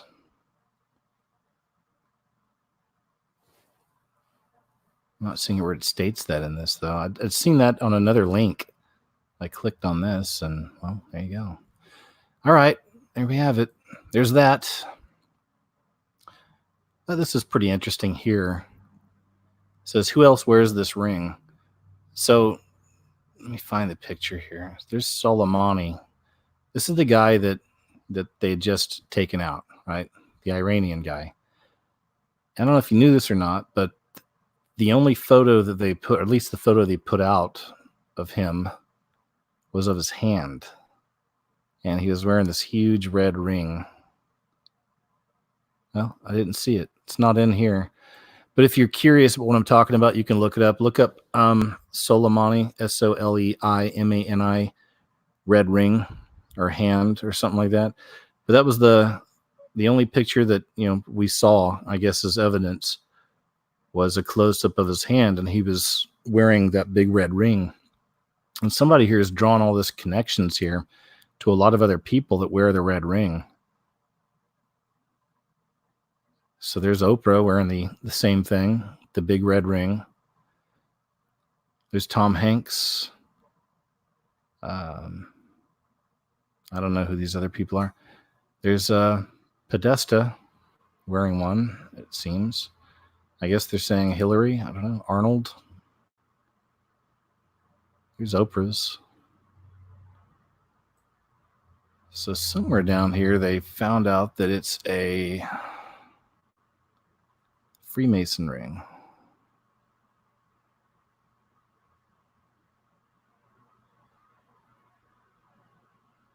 There it is. It's a Freemason ring. There are Freemasons in Iran. Even his boys wear it. I show you this because I have something that actually connects to this in a weird way, and you'll see what I mean when I show you.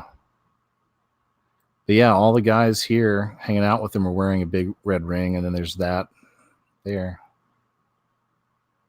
So interesting. Interesting.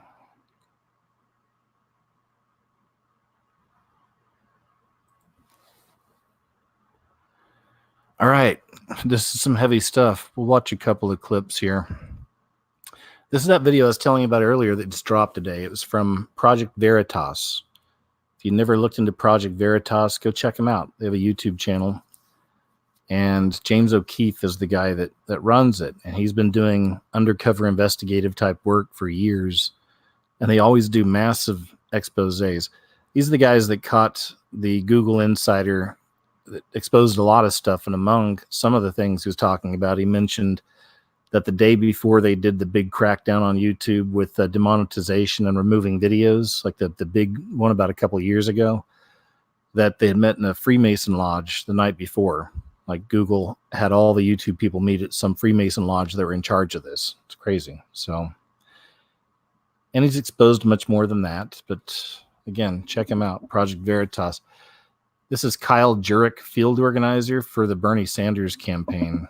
And I was talking earlier about that spirit, we see rising. So it's just lawlessness, right? Well, check this out. Do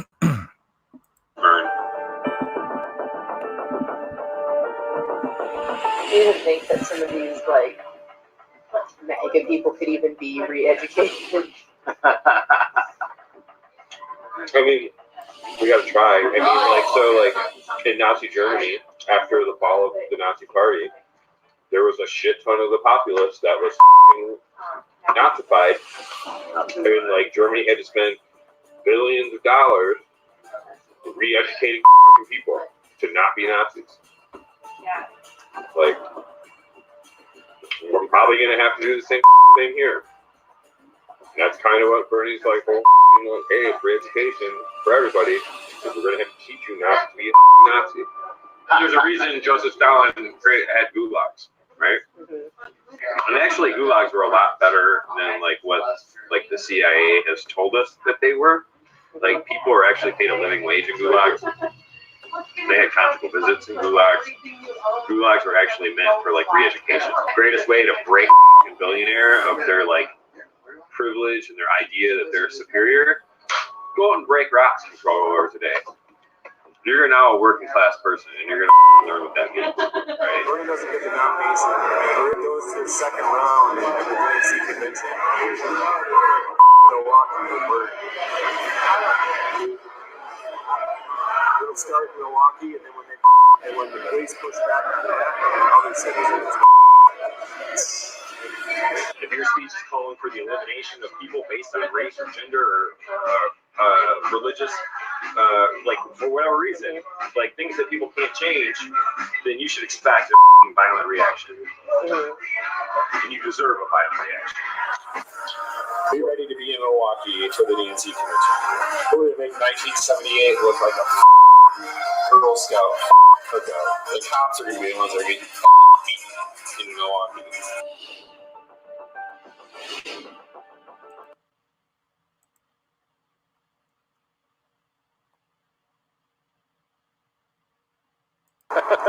Liberals get to fucking guys like that. What are we gonna do?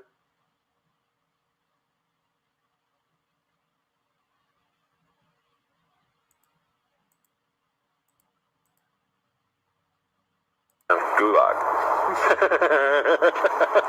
Liberals get to fucking wall first. What are we gonna do with those people that resist the change?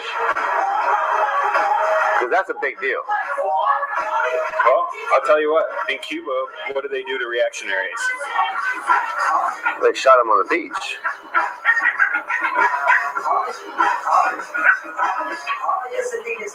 You want to fight against the revolution? You're gonna die for it, motherfucker.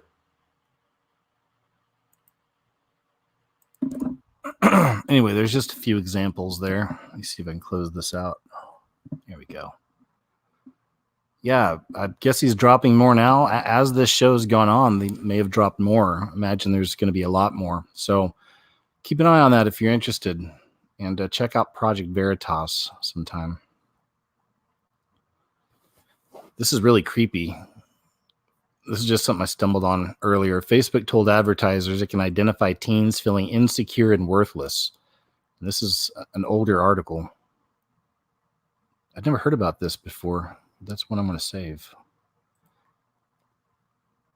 Facebook showed advertisers how it has the capacity to identify when teenagers feel insecure, worthless, and need a confidence boost, according to leaked documents based on research quietly conducted by the social network. The internal report produced by Facebook executives and obtained by the Australian, which is a paper,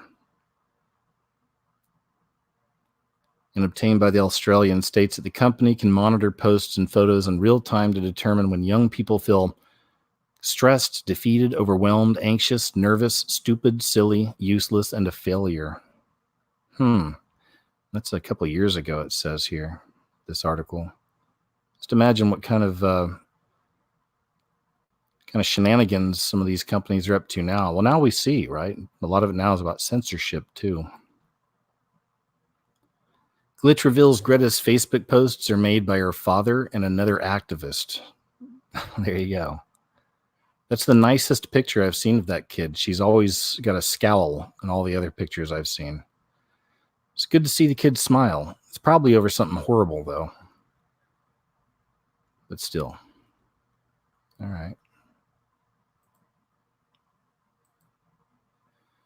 Man takes his own life after police officer lies that he'd seriously injured someone in a hit and run. This is on the Independent. As two Seattle police officers approached a home linked to a driver who had fled a hit and run, they discussed using a ruse to get information from the suspect. It's a lie, but it's fun, one of the officers told his partner, according to a later report. When a woman answered the door and said the suspect wasn't there, the officer used the ruse by telling her that a person was near death after the suspect left the scene of a collision that day. The woman was shaken and later told the suspect what the police had said, according to a government report on the 2018 incident, first reported by the Seattle Times. The woman later uncovered the officer's deceit, but not before unexpected tragedy struck. The suspect ended his own life less than a week after police visited the home. Now the officer has been disciplined after a police watchdog group found that his lie, at least partly, caused the suspect's suicide. Andrew Meyerberg, director of the city's Office of Police Accountability, wrote in his report that the ruse was impermissible under the circumstances and that the officer's use of it shocked the conscience. Mr. Meyerberg also suggested that Seattle police train officers on when ruses are and are not appropriate. Wow. Tragic. The power of a lie. Educational equity consultant advocates burning, quote, most books used in schools. Man, it's that spirit, right? That rising spirit. They're also using, of course, climate scares. They're going to be using that more and more to help control people. Right? It's all about control.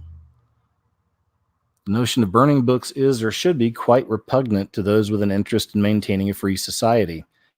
Whether it's environmentalists setting ablaze a book which challenges man-made global warming theory, or conservatives putting flames to a progressive's anti-white themed offering, never should Ray Bradbury's warning of Fahrenheit 451, one of my favorite books, by the way, be forgotten. But an equity consultant, Kimya Dennis's case, she'd likely shrug off that notion because Bradbury was a white man. In a now-deleted tweet from January 8th, Dennis boasted that in her trainings and presentations, she requests, quote, most books used in schools be burned because white people. Okay, I don't want to read anymore. More of this stuff, though, right? Remember, I think I broke the story on Front Hole here over a year ago. I'm not exactly proud of that. But I've seen another story about this, and we had it on here way back. So... Front Hole, strapless, human rights campaign unveils trans-friendly sex terms. Oof. When speaking of genitals or sexual anatomy of any kind, HRC promotes the term, quote, parts. The literature also includes a testimonial of sorts from a biologically female trans 29-year-old. Call it my D, and don't hesitate when you say it, because that's how I know what you think and how you feel about what you're saying. Don't say... I didn't want to read all that stuff. Anyway, we get it. Madness. It's just some madness. National Park quietly removed warning that glaciers will all be gone by 2020 after years of heavy snowfall. The National Park Service quietly removed a visitor center sign saying the glaciers at Glacier National Park would disappear by 2020 due to climate change. As it turns out, higher than average snowfall in recent years upended computer model projections from the early 2000s that NPS based its claim glaciers will all be gone by the year 2020, federal officials said. Glacier retreat in Glacier National Park speeds up and slows down with fluctuations in the local climate, the USGS, which monitors Glacial National Park, said. All right, I don't want to read all this science junk. Anyway, we get it. Yep. Still being exposed, right? That lie. This is interesting. It's older, way older, but just something I wanted to share if you've never seen this before, to give you an idea of the people, the people in Iran, right? It's usually very different than the government. The people are usually very different than the government itself. And, we forget that. I think a lot of times we forget that, especially with all the propaganda we have to deal with. If we start battling with Iran or getting more stuff with Iran, all you're going to see is, scary stories about scary Iranians, stuff like this, just, how it works, right? But I think sometimes, and this happens all the time, right? And the news cycle's 24 hours. So you're getting hit every day, new stuff, new images, new stories, new scares, new whatever. But it's just the way I see it. And I think after a while, it can be easy to forget that there's people all over the world, and we're all connected, and we all understand and see the same kinds of things, and we just don't know it, because they're so far away. This is an actual ritual they do in Iran every year. It's called, I don't know how to pronounce it, but maybe Quds Day, Quds Day. And this is from 2011. And it's burning the obelisk, right? And look at all the stuff they have written on here. I mean, these people understand. Just check this out. This is interesting. I'll turn the music down, though.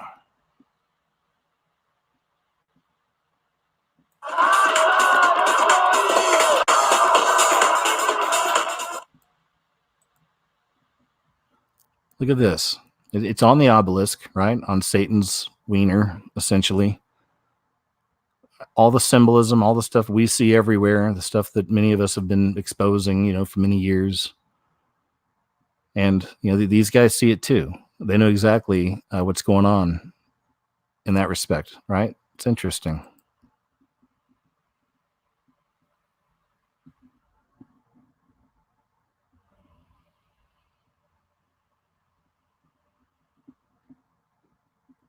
Oh, I didn't see the part where they said down with USA before. So, okay. So it's all of us. All right. Maybe we aren't so connected. My bad. I guess I was trying to have a peaceful, nice moment there and expect the best, but not so much. Not so much. I guess they really do hate us all.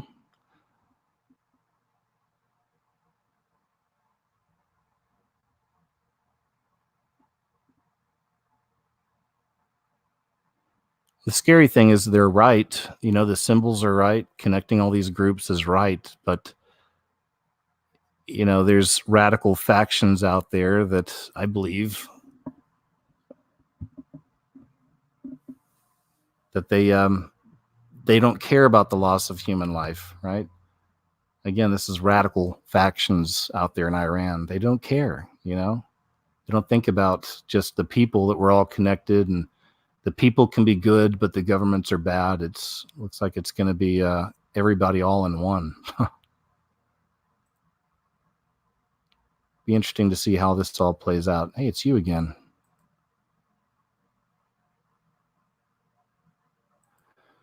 Okay, more really weird, fun, crazy stuff. One of my subscribers sent me this. I'm really glad she did because I still don't know what to make of it.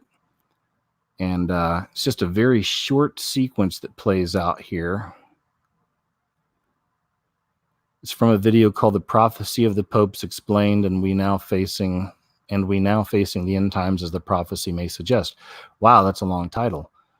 But they captured some interesting footage here. They didn't comment on it. I guess they didn't see it or whatever, but it's weird. But there's a YouTuber that did do a breakdown on this. His YouTube channel is called Keninigan. You ever heard of Keninigan? He puts up a lot of cool videos, interesting videos, catches a lot of anomalies, interesting anomalies, and gets into some history, a lot of reptilian stuff, reptilian history, and all this too. But he's got some cool videos he puts up there. But anyway, so I don't know what to make of this. Okay, you can, I want to hear what you guys think, but I'll just go and play this. There's no sound. Oh, I have it. I was playing it really slow because I wanted to see if I could figure out what this thing was. Okay, it's coming up. In a second, you're going to see a procession of people here in the Vatican. Look on the left side, about 4 or 5 of them back. One of them's wearing a red robe. Look at the one wearing the red robe and try to make out its facial features. What are we looking at here? Okay. I looked around for different angles on this, didn't find anything. Maybe you guys can find a better angle and see whatever it is. You're not seeing it yet. Sorry. This is really slow motion, I know, but you'll see why I did it in a second. There we go. 1, 2, 3, 4, 5. Okay. Behind the 5th guy with the goofy white hat, with the Nephilim hat. Look at the red robe. There's somebody in a red robe or something in a red robe, but we're trying to figure out what is that. Do you see what I'm seeing now? You see it's kind of poking around behind that.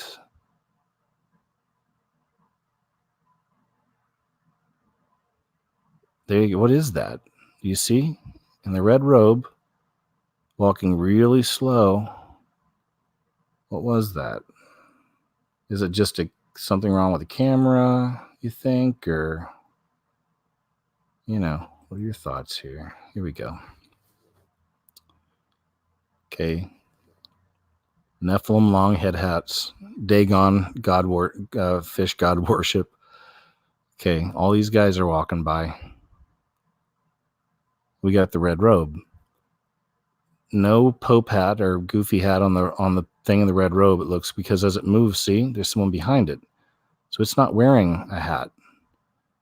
It's the only one not wearing a hat. And it's just, what is it? It looks, Are we seeing one of them being exposed for just a few moments? And again, I'm not a fan of the reptilian thing, but, terror. You're seeing one of these things, they all the same and just different mythologies, right? We can get into that another time, but still. Is that what we're seeing? Is it just a weird camera artifact thing? Or is this one of those moments where maybe this just shows up on camera? We've seen a lot of that stuff happen too, right? Where this stuff can only be seen on camera, not in real life. One more time.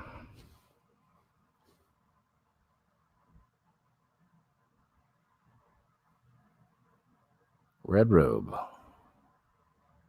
Is that what it is? Look at that. Let's stop there. It looks green. It looks like a big green head with big black eyes.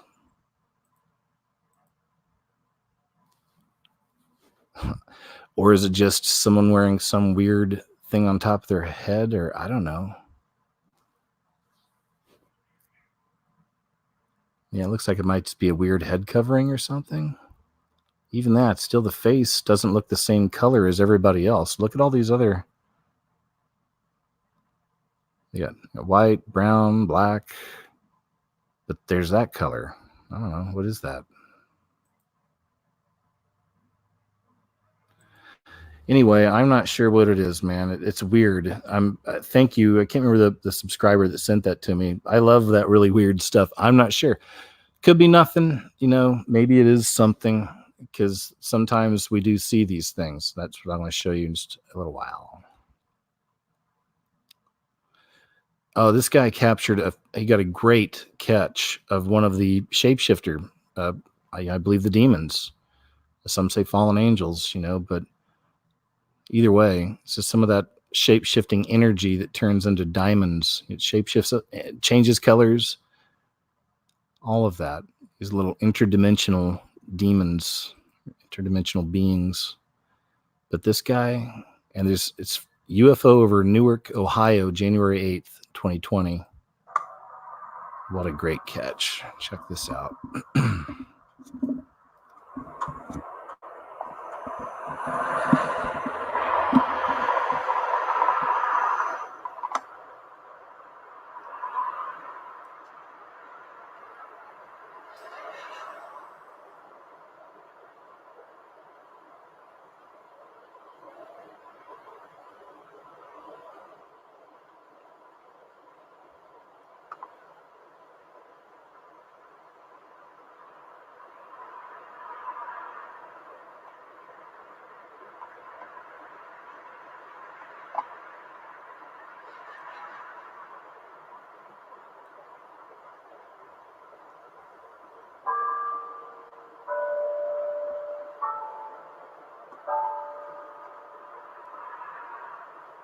Nice catch.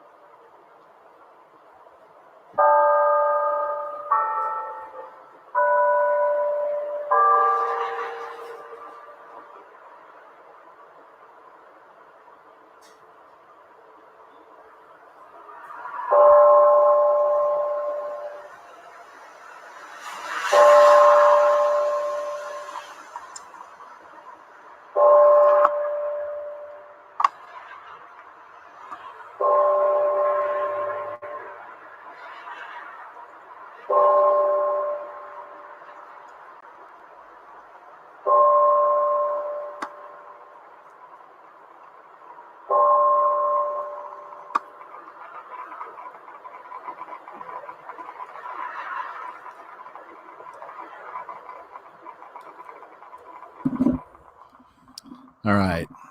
I'll show you the channel if you want to go watch that sometime.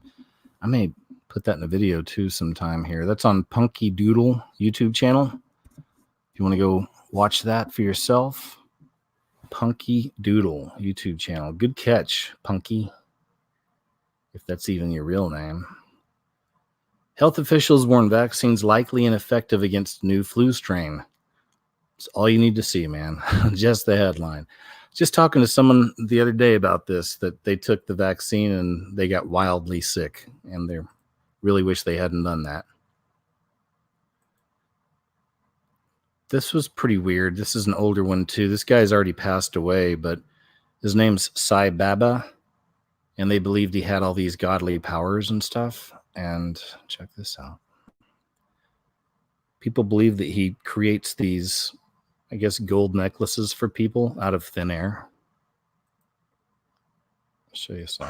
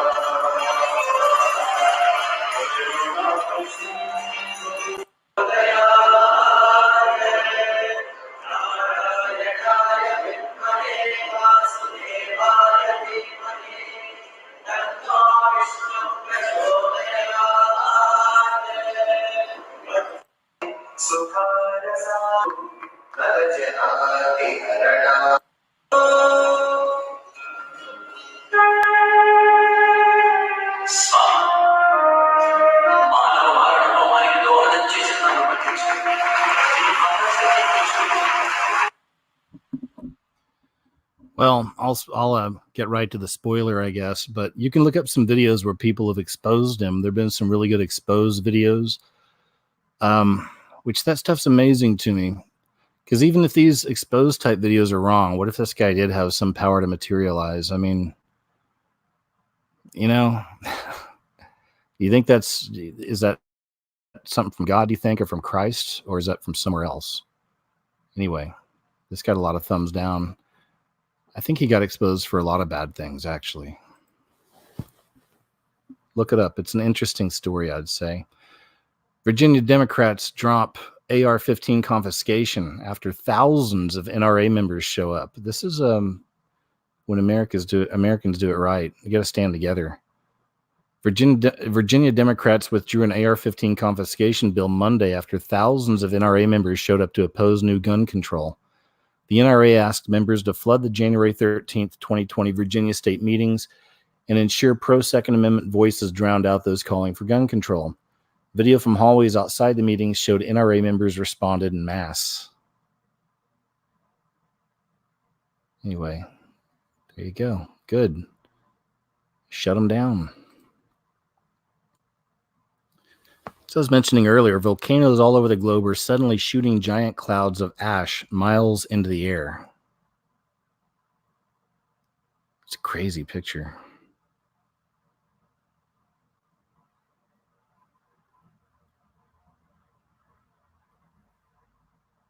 I'm just going to read a little bit from Michael Snyder. It says, there certainly hasn't been a lack of seismic activity so far in 2020. Just a few days ago, I wrote about the horrific earthquake swarm that Puerto Rico is currently experiencing. More than 1,000 earthquakes have rattled Puerto Rico so far, and as you will see below, it was just hit by another very large earthquake.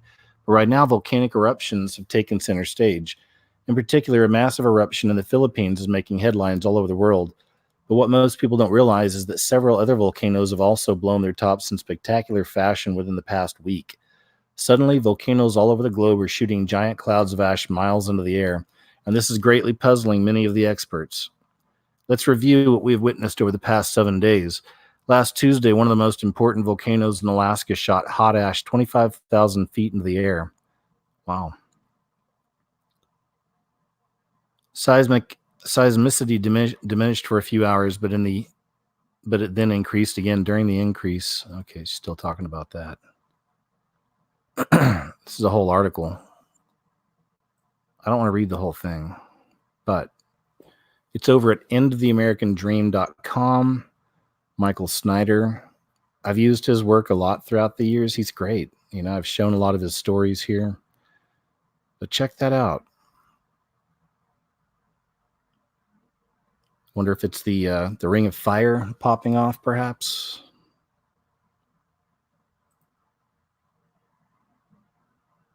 Uh-oh. Okay. There we go, USA Today. Man requests trial by combat with Japanese swords to settle custody battle with ex-wife. Wow. The Kansas man asked an Iowa court to grant his motion for trial by combat so he can meet his ex-wife and her attorney on the field of battle where he will rend their souls from their corporal bodies. David Ostrom, 40, of Paola, Kansas, claims in court documents that his ex-wife, Bridget Ostrom, 38, destroyed him legally. He asked the Iowa District Court in Shelby County to give him 12 weeks lead time to source or forge katana and wakizashi swords, according to the Carroll Times-Herald. To this day, trial by combat has never been explicitly banned or restricted as a right in these United States, Ostrom argued in the court records, saying it was used as recently as 1818 in British court. Monday, Ostrom told the Des Moines Register he got the idea after learning about a case in 2016 in which New York Supreme Court Justice Philip Minardo acknowledged that duels had not been abolished. Ostrom said the motion stemmed from his frustrations with his ex-wife's attorney, Matthew Hudson. I think I've met Mr. Hudson's absurdity with my own absurdity, he said. Ostrom said his ex-wife can choose her attorney as a champion or stand-in fighter. Hudson filed a resistance to the trial by combat motion by first correcting Ostrom's spelling. Surely Ostrom meant corporeal bodies, which Merriam-Webster defines as having, consisting of, or relating to. Yeah, oof. That sounds ugly and scary, doesn't it? This whole thing.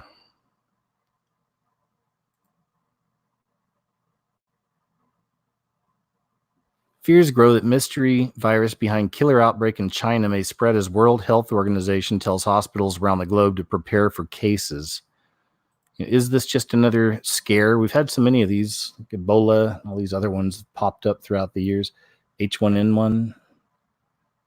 Just another one of these? Or will this be the one that's on the Illuminati card game?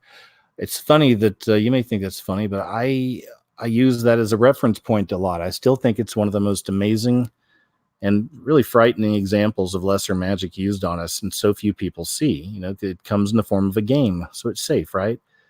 It's like how animation used to be seen that way, like The Simpsons. It's The Simpsons. It's an animation. I mean, it's good for kids. It's good for all of us. And we know there's all kinds of whacked things in The Simpsons, and it got a lot worse, throughout the years. So not just, it's not safe just because it's a cartoon, right? But anyway, same with the game. If you don't know about the Illuminati card game, you should look it up. Many of those cards have already played out. And, I always think about some of the ones that are left. And there's not many. The Trump card's been played. So, chaos, right? The alien thing pops in. The Antichrist thing, card's in there. I'm not sure what else pops up after, but the World Health Organization, the volcanoes, the mass earthquakes, all that, that's all part of it. I'm rambling off again, I know. I do this.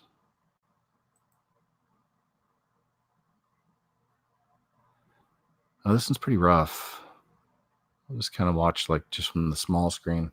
This is in Hong Kong, and this is somebody who actually recorded somebody being tossed out their window there. I'll just stop right there. And the first response here, America, keep your guns, right? But all these people put it together that that's what this person saw, right? So somebody had been, the Chinese media said it was a suicide. But all these other people are saying the body was limp, and it was, as it was kind of coming out the top window that came out, and there you go. And right here was really scary. It says the woman who took the video has been arrested. It needs retweeting all over Twitter and tweet to all ambassadors.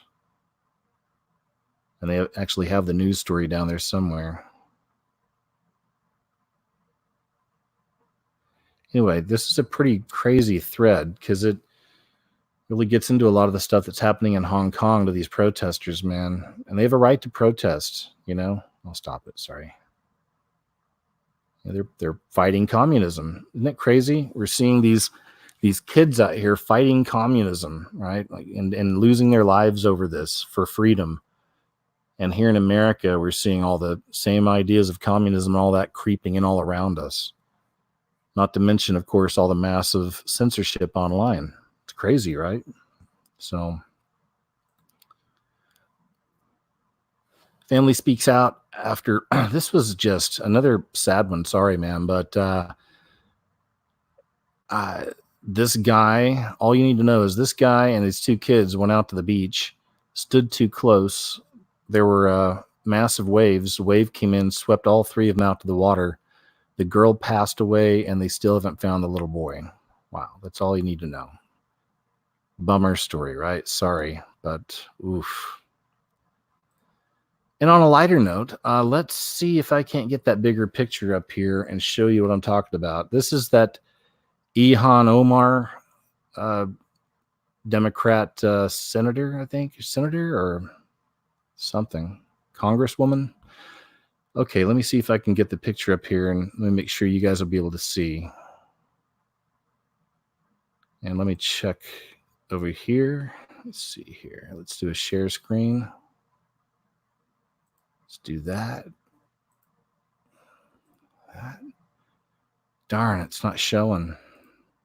Nope. Well, that's too bad, man. All right.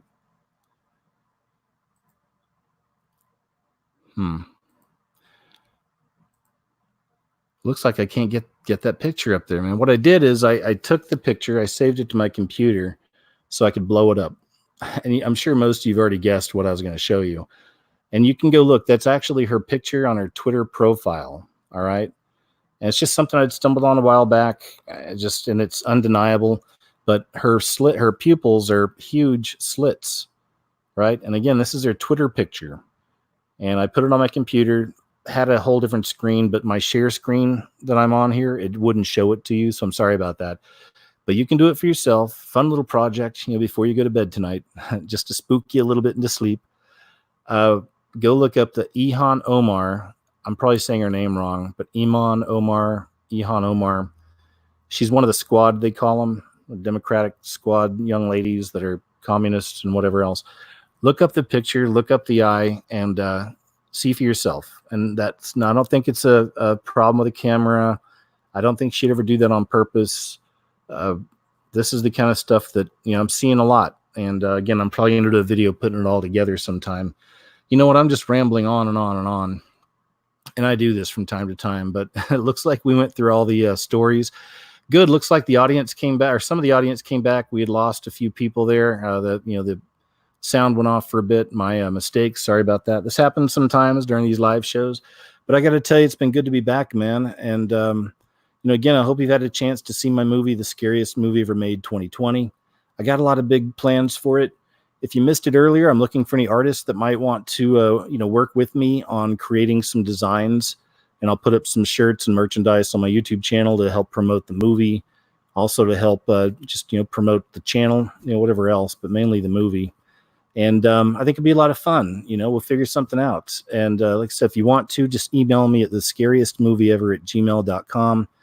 and let me know. All right. And we'll kind of talk it out. I've never done this merchandise thing. Never really had much of a reason in the past. I mean, money, sure. But still, I just always tried to fight that. You know, I've tried to fight everything else, sponsors too, and everything else. But as time goes on, you need some of this to get through. Sponsors have helped me. Patreon folks, thank you so much. PayPal friends out there and donators, thank you so much. You know, I appreciate you, man. You guys are amazing. Some of y'all have been with me for a long time. And, you know, I appreciate the support. If you guys want to support the film, please check out the PayPal, Patreon, links below. Appreciate you. And I got more videos coming back on YouTube for the new year. Been working on a few things. Got another show I want to do this week on Trump. I'll just do a live show and we'll just kind of talk about some stuff. And that's kind of the plan for now. I'll be taking a break at the end of the month for probably a week or so. I'm leaving the state for a little bit, but I'll tell you more about that later, just before I go, so you know where I am when I go away. But anyway, there you go. I'm rambling again. I do this sometimes. I'd like to leave us tonight with a prayer, if that's all right, guys. I always like to do that at the end of the shows. And I'll say, Heavenly Father, thank you so much once again for us being able to meet here, and for the platform, and for this great group of people out there. And thanks so much, Lord, and you know, keep us all staying positive. You know, I know the world's going crazy. There's a lot of crazy stuff out there, and it's kind of stuff we watch and you know, we're watching for. But to not live in fear, you know, Lord, please keep us all from living in any kind of fear over this kind of stuff, and to have peace, and just to keep watching, but also to keep living. And thank you, Lord. And I love you. In Jesus' name, I pray. All right, guys. Hey, once again, thank you so much, man. And it's been nice doing this again. Like I said, I missed it. And I look forward to doing the next one with you guys. And keep your eyes open for some new videos popping up and another show this week. Take it easy.